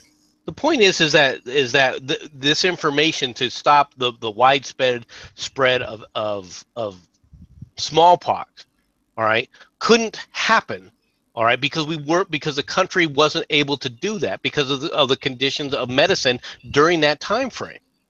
Now it's spread according to the knowledge and the availability of the the availability of knowledge, because obviously cowpox is available anywhere, and they could have applied it. Well, I don't know. No, the buffaloes gets cowpox. And I also mentioned real quick, some natives integrated into American society. Why didn't they go back and tell them? This doesn't only rest on the white man, okay? Well, because this is what I'm saying, is that you're acting as if they knew and we didn't know. Okay? Yeah, medical processes were developing. Actually, the Civil War brought medicine in the United States more or less into the modern age, in that it changed the mentality of the entire medical corps. No, that happened in the Crimean War. Yes. Abigail Adams had her children inoculated for smallpox. Well, that's great for Abigail Adams. That was not the majority of Americans. You're okay. So Americans or Native Americans. Outside of I'm getting confused. They knew about this, but word did it spread to Virginia? Sure, it did. Sure, it did. Thomas Jefferson was talking to them. It would have spread to Virginia, and from Virginia, it would have spread outward. When you say spread to Virginia, you're acting like all the Virginians, or the vast majority of Virginians, got inoculated. Tell me there wasn't. Nobody wrote about medical issues back then, MC. Sure, they wrote about them. Nobody put this out. All right, how many people could read back then? How many doctors did you have? That's true, because look how bad you're spelling as they spread to the west, as they spread to the frontier. Look, I have to agree with MC on this one. You still can't spell color properly. I think knowledge spreads a little bit better than you think. maybe. Even when knowledge spread, acceptance throughout the populace doesn't necessarily. Like I said, that is true. The vast majority of the people couldn't read, and I guarantee you the vast majority of the people did not get inoculated against smallpox. Yeah, you know what? And I bet you the natives didn't think it was a good idea to put the disease into their body directly. Nobody knew. Nobody knew they were putting a disease directly into the body. They didn't even understand the pathways, really. They knew that it would be like, if I spray this here, then there's a chance that this can happen. All right, that's the most they knew, and it wasn't guaranteed, and it didn't always work. But right, and what's more is cowpox. For all I know, I have not studied this in depth, but for all I know, cowpox, while it was mild to the Westerners, right, could have been absolutely devastating to the Native Americans as well, and they probably could have died from it. I mean, well, they didn't have cows; they had buffaloes. Well, no, sorry, caribou.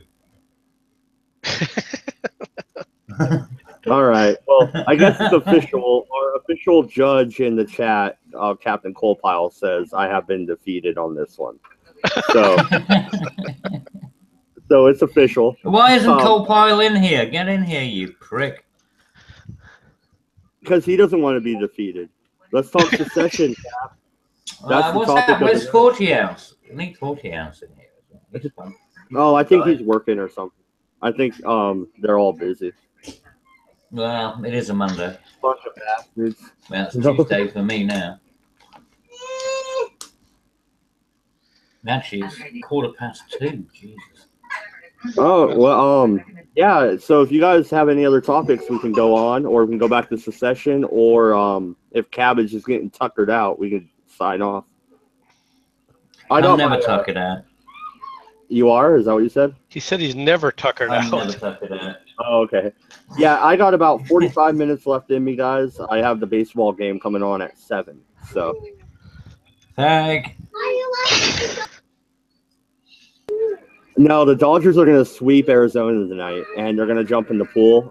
Couldn't care less. It'll be game 3, won't it? It's 3 out of 5. Not Cap. MC. Oh, is it? Sorry. Is it 3 out of 5 now?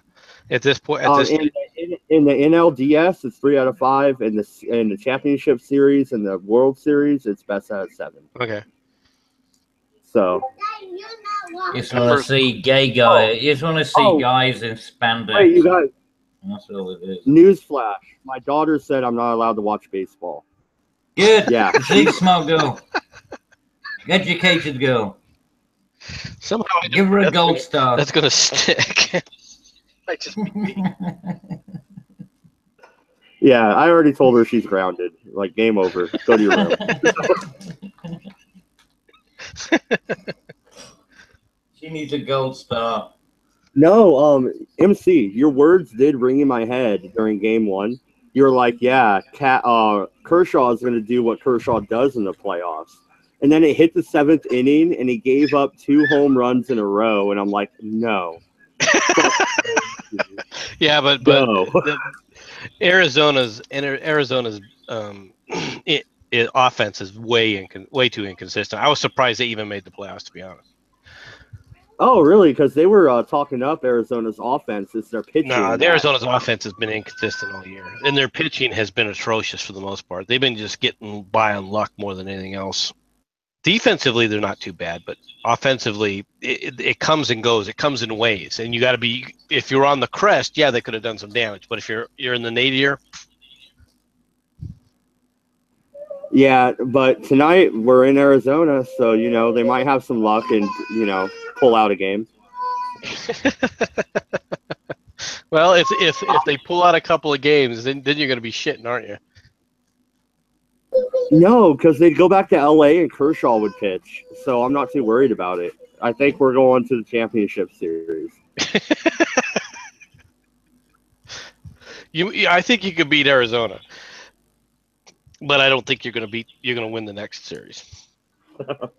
Oh, if it's the Cubs again, dude, I'm going to be pissed. And I'm going to be not the Cubs again, no.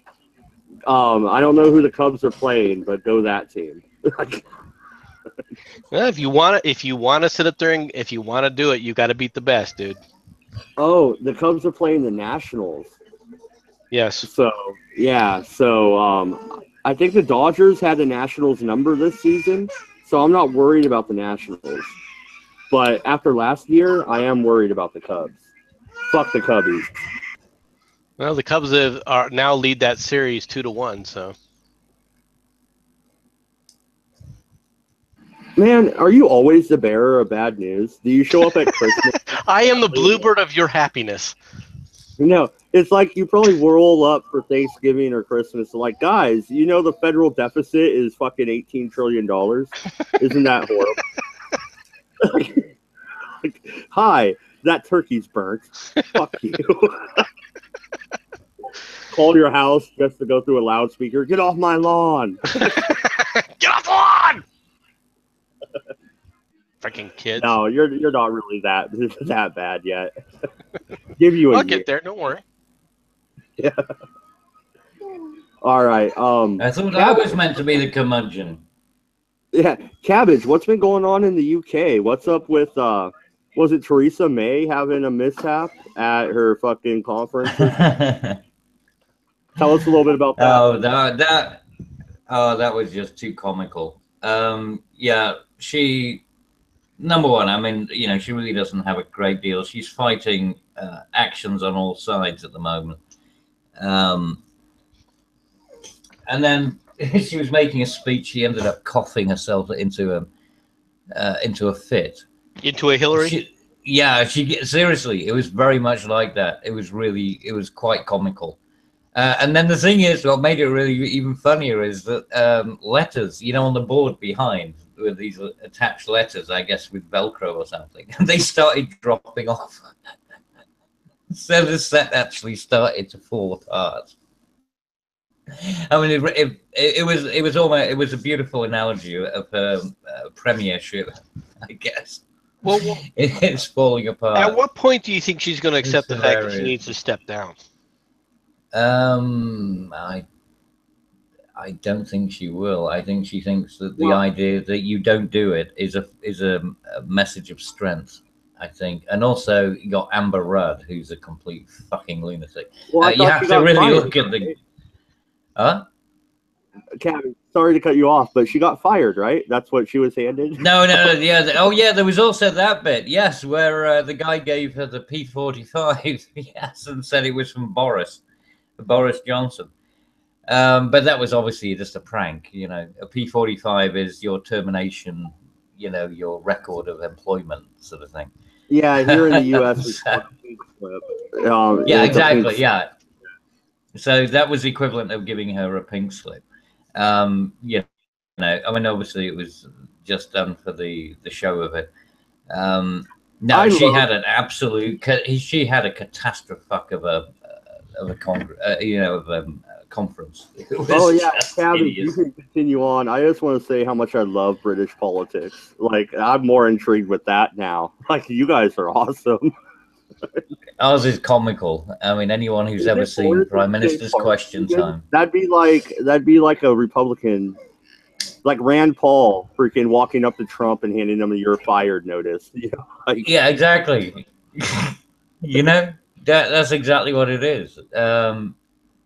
So yeah, we do get some chuckles out of our politics, I've got to say. It's a bit more unruly than yours, but it's done with good humor. You know what I mean? It's not like the Russian ones where they just end up punching each other, or some of the Eastern European countries. We can get to that point. Don't worry. Just wait around.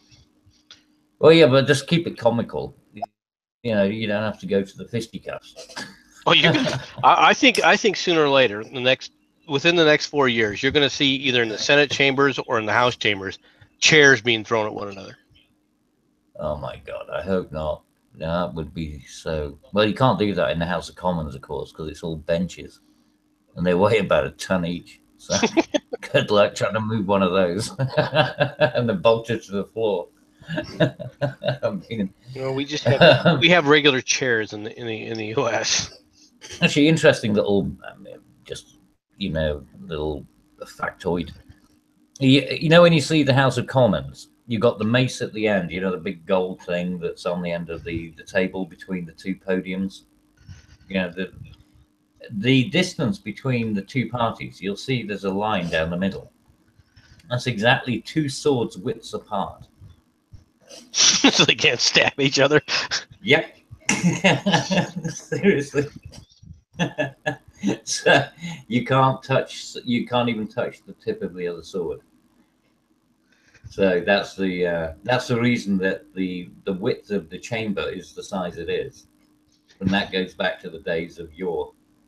A useless little factoid that I just thought I'd throw it out there. It just popped into my mind. So, It's an interesting piece of history.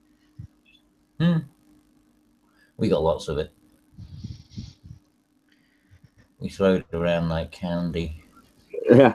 Well, do you think that Theresa May is going to survive survives the next year? No, I already predicted all of this. I said this after Theresa May failed to initiate Article 50. Well, I was drunk for about a week after Article 50, after we won the referendum. But once she had, I realized she hadn't actually activated Article 50. I said that she was going to determined to fuck it up, and I predicted the general election. I said they'll either go for a second referendum, or if they can't get away with that, then they'll go for a general election. They're intending to fuck this up. It is absolutely intentional. There's no doubt about it. It's as clear as the sun in the sky. It really is. They have no intention of seeing this thing through. And if they do, the trouble is that what we're going to end up with is such a bad deal that we go back cap in hand, and then we have to adopt the euro. And so they were broken. Do you think that's going to be able to? I mean, something's got to happen sooner than that, right? No, you see, look at the amount of delays that they're trying to build into what's happening. They already built in an 8-month delay. Then you got the 2-year. Well, I mean, basically ended up as a year wasted, right? Because of the general election. After the general election, now nothing pretty much is happening because, like you said, I mean, Theresa May with her manifesto made an absolute arse of herself with, I mean, ridiculous things like fox hunting and stuff. Like nobody gave a shit about that. Why she chose to throw that into a manifesto is beyond belief. Then you've got the fact that she failed to get the full mandate, which was obviously going to be the case because you can't take a referendum and expect it to be reflected into a general election. That's just, lunacy. Because a referendum is non-partisan. But apparently she thought that was going to be somehow tangible. Then you've got we had the 2-year, process that is meant to happen. So you've already got 1 year. So they've already extended it by 1 year. So now we've got 2 years. So the process has been extended by 3 years. Now what we actually have is the Prime Minister saying that she wants a transition period, which is another 2 years. So they've turned what should have been a 2-year process into a 5-year process. Now, I'm sorry to be cynical on this one.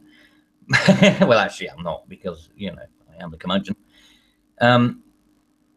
When you look at it, the amount of people who are going to be coming out of university and the amount of immigrants that are going to be coming into the country during this period, while we still have to adopt and, maintain European policies. So we're still going to have to take in the immigrants that we're kind of obliged to have. And the amount of people who are going to die in that 5-year period, over that 5-year period, when you actually punch in the numbers, and you can check it out yourself, if you look at death rates and birth rates and graduation rates, not birth rates, you don't have to worry about those, but if you look at death rates and graduation rates, and most of the graduates these days are, left-leaning, liberal, happy-go-lucky, fucking worthless pricks. Then you end up with, effectively, you can invert the vote. You can invert the referendum. And then, so when we go through this 2-year transition period, then they'll go for a new referendum. And then, hey presto, you've got yourself the result. Well, if you look, if that's what they're thinking, they're forgetting the fact that the damage that's being done to the British, which is what caused this to begin with, is going to be magnified year after year after year. So I don't think that it's necessarily going to work out the way that that plan is. They're playing the numbers game. I can see it. Well, I understand the number games are playing, but they're assuming that the people who voted Remain won't start becoming more and more frustrated, realizing that the only choice is to get out. Oh no, no! This is the thing. I think that this is one of the problems, that it's going to cause an awful lot of backlash, and it will cause, a lot of civil, internal problems. And then, of course, it will allow them to have suppression. And don't forget, we just had this thing with, Rudd, the Home Secretary. She said that you can have 15 years in prison for watching right-wing material or something. Okay, these are the kind of laws that they're starting to implement. It's getting very authoritarian. Very, shall I say, V for Vendetta. There's something really wrong with this country, Cabbage. Absolutely. Well, yeah. If you see what they're I not see, the only ones who have something wrong. If what they're saying is now true, if they've now changed the timeline on this Las Vegas shooting to where that security guard got shot before the crowd was being fired upon. Oh, by the way, did you notice those guns? And they were belt-fed guns that were in the. No, they weren't. It was a Cabbage bump stock, not belt-fed. I thought it was belt-fed. I haven't seen anything that was belt-fed yet, but we haven't. Right, no, there was one that I saw, and it was a tripod. MC, will you please explain to Cabbage what I understand what a bump stock is. I know what a bump stock is. It's like a Hellfire, right? Although those weapons did have bipods with them, they were still the magazine fed. There were two with bipods, and then there was one they do have in the corner which had a tripod, and a tripod is usually a GPMG or something which is belt. Well, they have yet to show everything with it, but as far as what they've shown so far, everything is still magazine fed. You could see one in the corner of one of the shots, and you can see that it had three parts coming off the barrel. Well, yeah, but that doesn't mean it isn't. That doesn't mean it's not magazine fed. Well, no, okay, but then when you hear the amount of shots which are fired in succession, I'm not denying that there's a possibility. I'm not denying that there's a possibility that they're not telling us about. Okay, yeah. But if this latest thing is true, where they come back and they say that security guard was shot prior to him opening up on the crowd, you have a problem now. Because that security should have descended immediately on there. The police should have been there immediately trying to bust in to find out what was going on. Oh, wait. Hold on. So they're saying that the security guard originally heard or got shot before the shots started getting fired at the concert? That's what they're saying now. Okay, that's fucking weird. What did he get shot for, though? What? Because he was bringing the Well, he claims that he got shot through the door when he was... Now, once again, we haven't heard this directly from the mouths of people. We're hearing this from lawyers and everything else, and people reading statements. But the statement that was read initially is that he heard the firing right and was trying to gain access to that area, and the guy shot through the door. Now, that all still might be true, but the question then becomes, okay, what were you to me then? What were you trying to gain access to the room for? You know what I have heard. I don't know. Just stop the shooting. But yeah, security guard. Isn't that what security does? Try and stop something from happening. Well, yeah. The question though is what's he trying to stop if the firing on the crowd hasn't started yet? Oh, I see what you mean. So they're saying he got shot. No, Cabbage, there are a lot of holes. Like, how did he get all of the ordnance that he used? How did he get that into the hotel room? So easily? According to his brother, it was just because, he was Compton, it's all good because he just gives a guy, $100 because, he's known and things like that. Did you not see the brother interview? It's fucking bizarre. Well, no, I mean, how many guns were there? 23. Well, there was 33 weapons in that. I heard 23, and I haven't heard a higher number yet. But I heard 33 weapons in that room. what I want to know is I heard a rumor that he was there for an arms deal and it went bad. Any ideas that maybe he was there for Why an would he arms need deal? 33 weapons? That's just fucking Wait a minute. ridiculous. No, what if he was there This for an sounds like arms deal fucking with an insanity. ISIS sleeper cell? It went bad. They killed him. They fired on the crowd and escaped. Because okay, now follow with me. Oh wow. They said officially that he had an escape plan, they think, and there was cameras in the hallways. They also said he might have an accomplice. What if it wasn't? Yeah, but they also claimed that he had a bomb in his boot. It You know, wasn't in an his accomplice. It was someone there to trunk. buy guns for a sleeper cell, and shit popped off. Huh. I never thought of it. I've heard that theory. I don't know. I mean, it's hard to it's hard to see these guys being able to escape. All right. With when the heavy weapons fire is going on. I'm not saying it's impossible. Yeah, once their location's been identified, they're pretty much done for if they continue firing. Once it be, their location's identified, you would also you should also be able to. The thing that people forget about with these casinos, and this is why I've always been asking. Okay, we need to find out what's going on with this, is because the cameras, those casinos have cameras in those hallways. Yes, they do. All right, so casinos have facial recognition systems. Yeah, you know who's going in and out of his room. Literally, you know who. Well, you have facial recognition systems. I mean, all of the casinos. Well, yeah, but I'm not worried about the facial recognition system. Facial recognition was created. I want to know who was going in and out of his room and how often they were going in and out of his room. Now, if it's just him going in and out of his room, you can safely say pretty much that it was just he was acting alone. But if he has other people going in and out of that room, then those are going to be people that people want to sit up there in an interview and find out what's going on with it. Well, I hate to jump down this rabbit hole when I have to end the stream in like 20 minutes for my baseball game.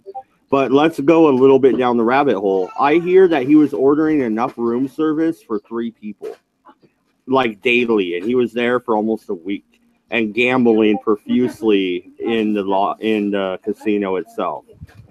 What do you think about that? I think that it could be somebody like me who's nice and fat and likes to eat. And plus, the guy, he was, they always claiming that he was. Granted, I wouldn't be ordering enough for three straight days, but I mean obviously that's a bit excessive. But but the thing is, I don't know what to think of that because I haven't. It's impossible for us to really see what that is. They haven't told us what he ordered fully yet. What it entailed. MC, if you believe his brother, everything was fully comped. So it's like, well, I'll get a shrimp cocktail, and you just eat half of everything that you get. That's a good point. It's not like you have to eat everything. You know what I mean? If it's all comped, then you get the lobster, you get the crab salad, you get the shrimp, you get and then you end up leaving half of it for to go back. And then that's a good point. That's actually a valid point too. So I'm slightly disappointed with 4chan. Why has 4chan not figured this out already? Yeah, so. I have yet to ever go on 4chan. Should I, or should I stay away? I hear it's bad. I suggest you probably stay away from it, but that's just me. It depends where you go in it. But no, I mean, it's not bad. It's not good. It's not like any, it's no different than going on Twitter or something. Surprising that cabbage is a part of it. I'm not. How could you make that assumption? How? Why would you make that? I am going to say the only reason I ever go to Reddit is Reddit has all my baseball streams for free. So I go to Reddit for that. But I don't know about 4chan. And they're a bunch of trolls, man. You piss somebody off, you'll get doxxed or something. Oh yeah, those guys are insane. They don't fuck around. Weaponized autism, apparently. Yeah, all right. So we got 20 minutes left. I wanted to ask you about Catalonia, Straight Sith. Should they be allowed to leave or not? I definitely think they should be allowed to leave, and I think that this is a little bit crazy. See, I don't know a whole hell of a lot about Spanish Parliament and all that. I personally think that it looks like a revolution going on, right?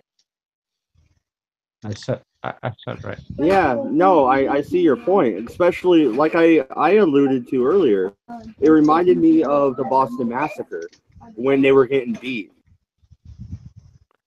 Yeah, no, it's kind of strange what's going on, man. It seems like the government is trying to totally pull a socialist freaking dictatorship. Is that fair enough?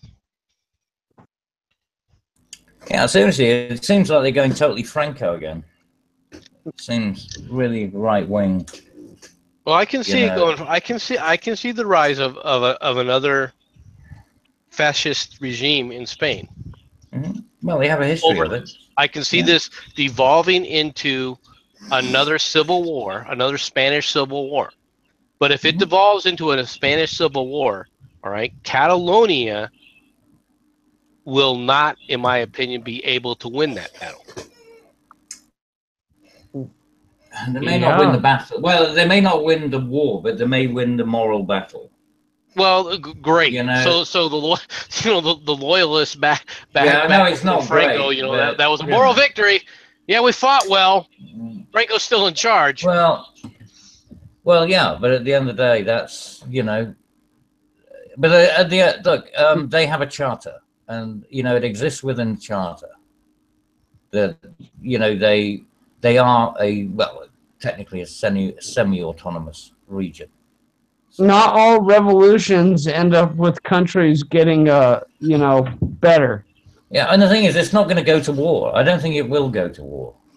It's not a war thing, this one. I mean, it'll be on the ground. Independence.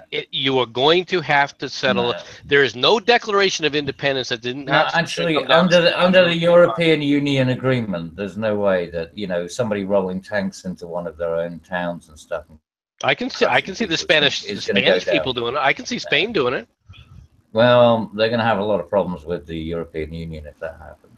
Well, what if Sicily wanted to leave? European Union is as feckless when it comes to that kind of stuff. Well, actually, as the UN. Actually, yeah, you're absolutely right, because the one thing they don't want is anyone following us with Brexit. Yeah, so they probably they easily turn a blind eye to it. So yeah, it shows you just how worthless that fucking organization is.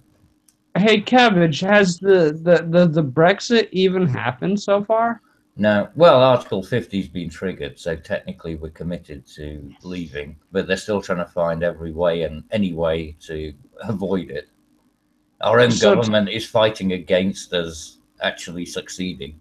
The Brexit is still up in the air. You still haven't left the EU. No. Well, we couldn't do for 2 years. It's a 2-year process after you issue Article 50. So, but now, and this is what we were just talking about earlier, that Theresa May just added an extra 2 years to that process. Then we're going to have a transition period. So we have the migration period, then a transition period. I mean, fucking hell. They're doing everything they can to try and undermine it. You see, this is the thing. We have a government that is not fighting on behalf of the British people. What the British people want. We know they're not our representatives anymore. They aren't. Clearly, they're not, because they're not representing the will of the people. So, yeah. I mean, what is their purpose? And it shows you just how obfuscated our governments have become. How. Bring me the tobacco. Yeah. So all of our governments the governments of Europe are clearly fighting for something other than the will of the intentions of their own citizenship. It's pathetic. It really is sad. But then again, it's a good thing that it got exposed. Sorry, Lady Sith was telling me to roll a cigarette.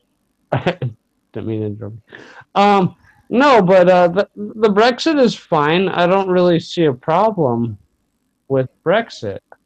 Well, there isn't. No, well, there shouldn't be. I mean, they just don't want the EU to tell them what to do and how to act. Am I correct? Exactly. Yeah, pretty much.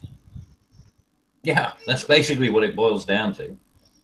We don't want to be, you know, commanded to have to receive so many potentially risky immigrants. We don't want the European Union telling us what has to be, you know, constitute a sausage. I mean, you know, you wouldn't believe the kind of amount of regulations that come out of the EU that we're required to comply with. Yeah, I mean, it's we have every reason to get the hell out.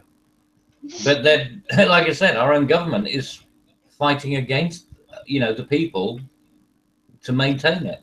And the trouble is that the government that we have, apart from 2 or 3 people in the cabinet, they all promoted Remain. You know, Theresa May was a Remainer. She didn't want to leave. So our own Prime Minister is actually not really committed to it. So it's no surprise that she's willing to fuck us over, you know, and delay so that she can maintain this Euro. You have to question, who are they actually working on behalf of? Because they're not working on behalf of us, so therefore they got to be working on behalf of themselves, you know, in some other club. You know, they're supranationalists. That's really what's happening now. You got this supranationalist class that work, and you got it in the UN, you've got it in, you know, the European Union, all of these international unions. You got the Asian Pacific Union. You know, this is how they're playing the game now. And so, you know, if you expect, I mean, the same thing with the federal government, right? The federal government. This is the reason for secession, right? People might want secession in Texas because their government is not actually representing their interests, you know? And that's how it works because of these federal systems. Because they become supranational. They're not representing the people. Yeah, no, and I would like to just say my last word, and then you guys can go on for another 10 minutes or so, but I am going to find my baseball game and get out of here.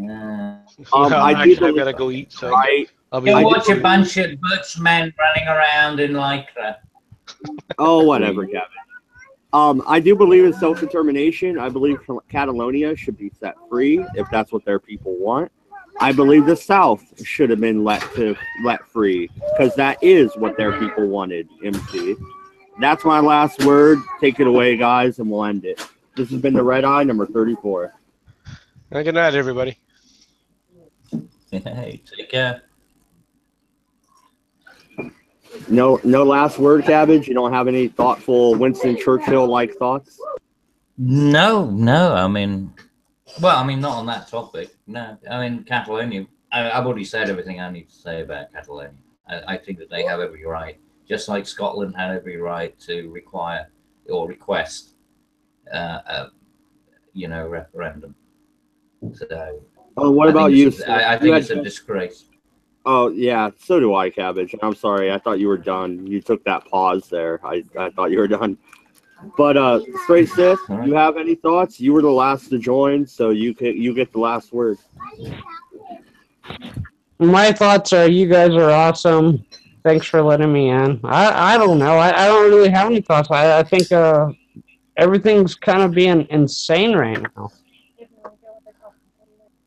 Amen to that. That's for damn sure. Like, no, I'm serious. I'm talking about wars and people fucking worried about wars. Yeah. Well, my last thoughts are, you know what, guys? Just hug your family. Love everybody. I don't know. That's a message. No, that's a good way to end it. Thank you, everybody, and go Dodgers. We're out.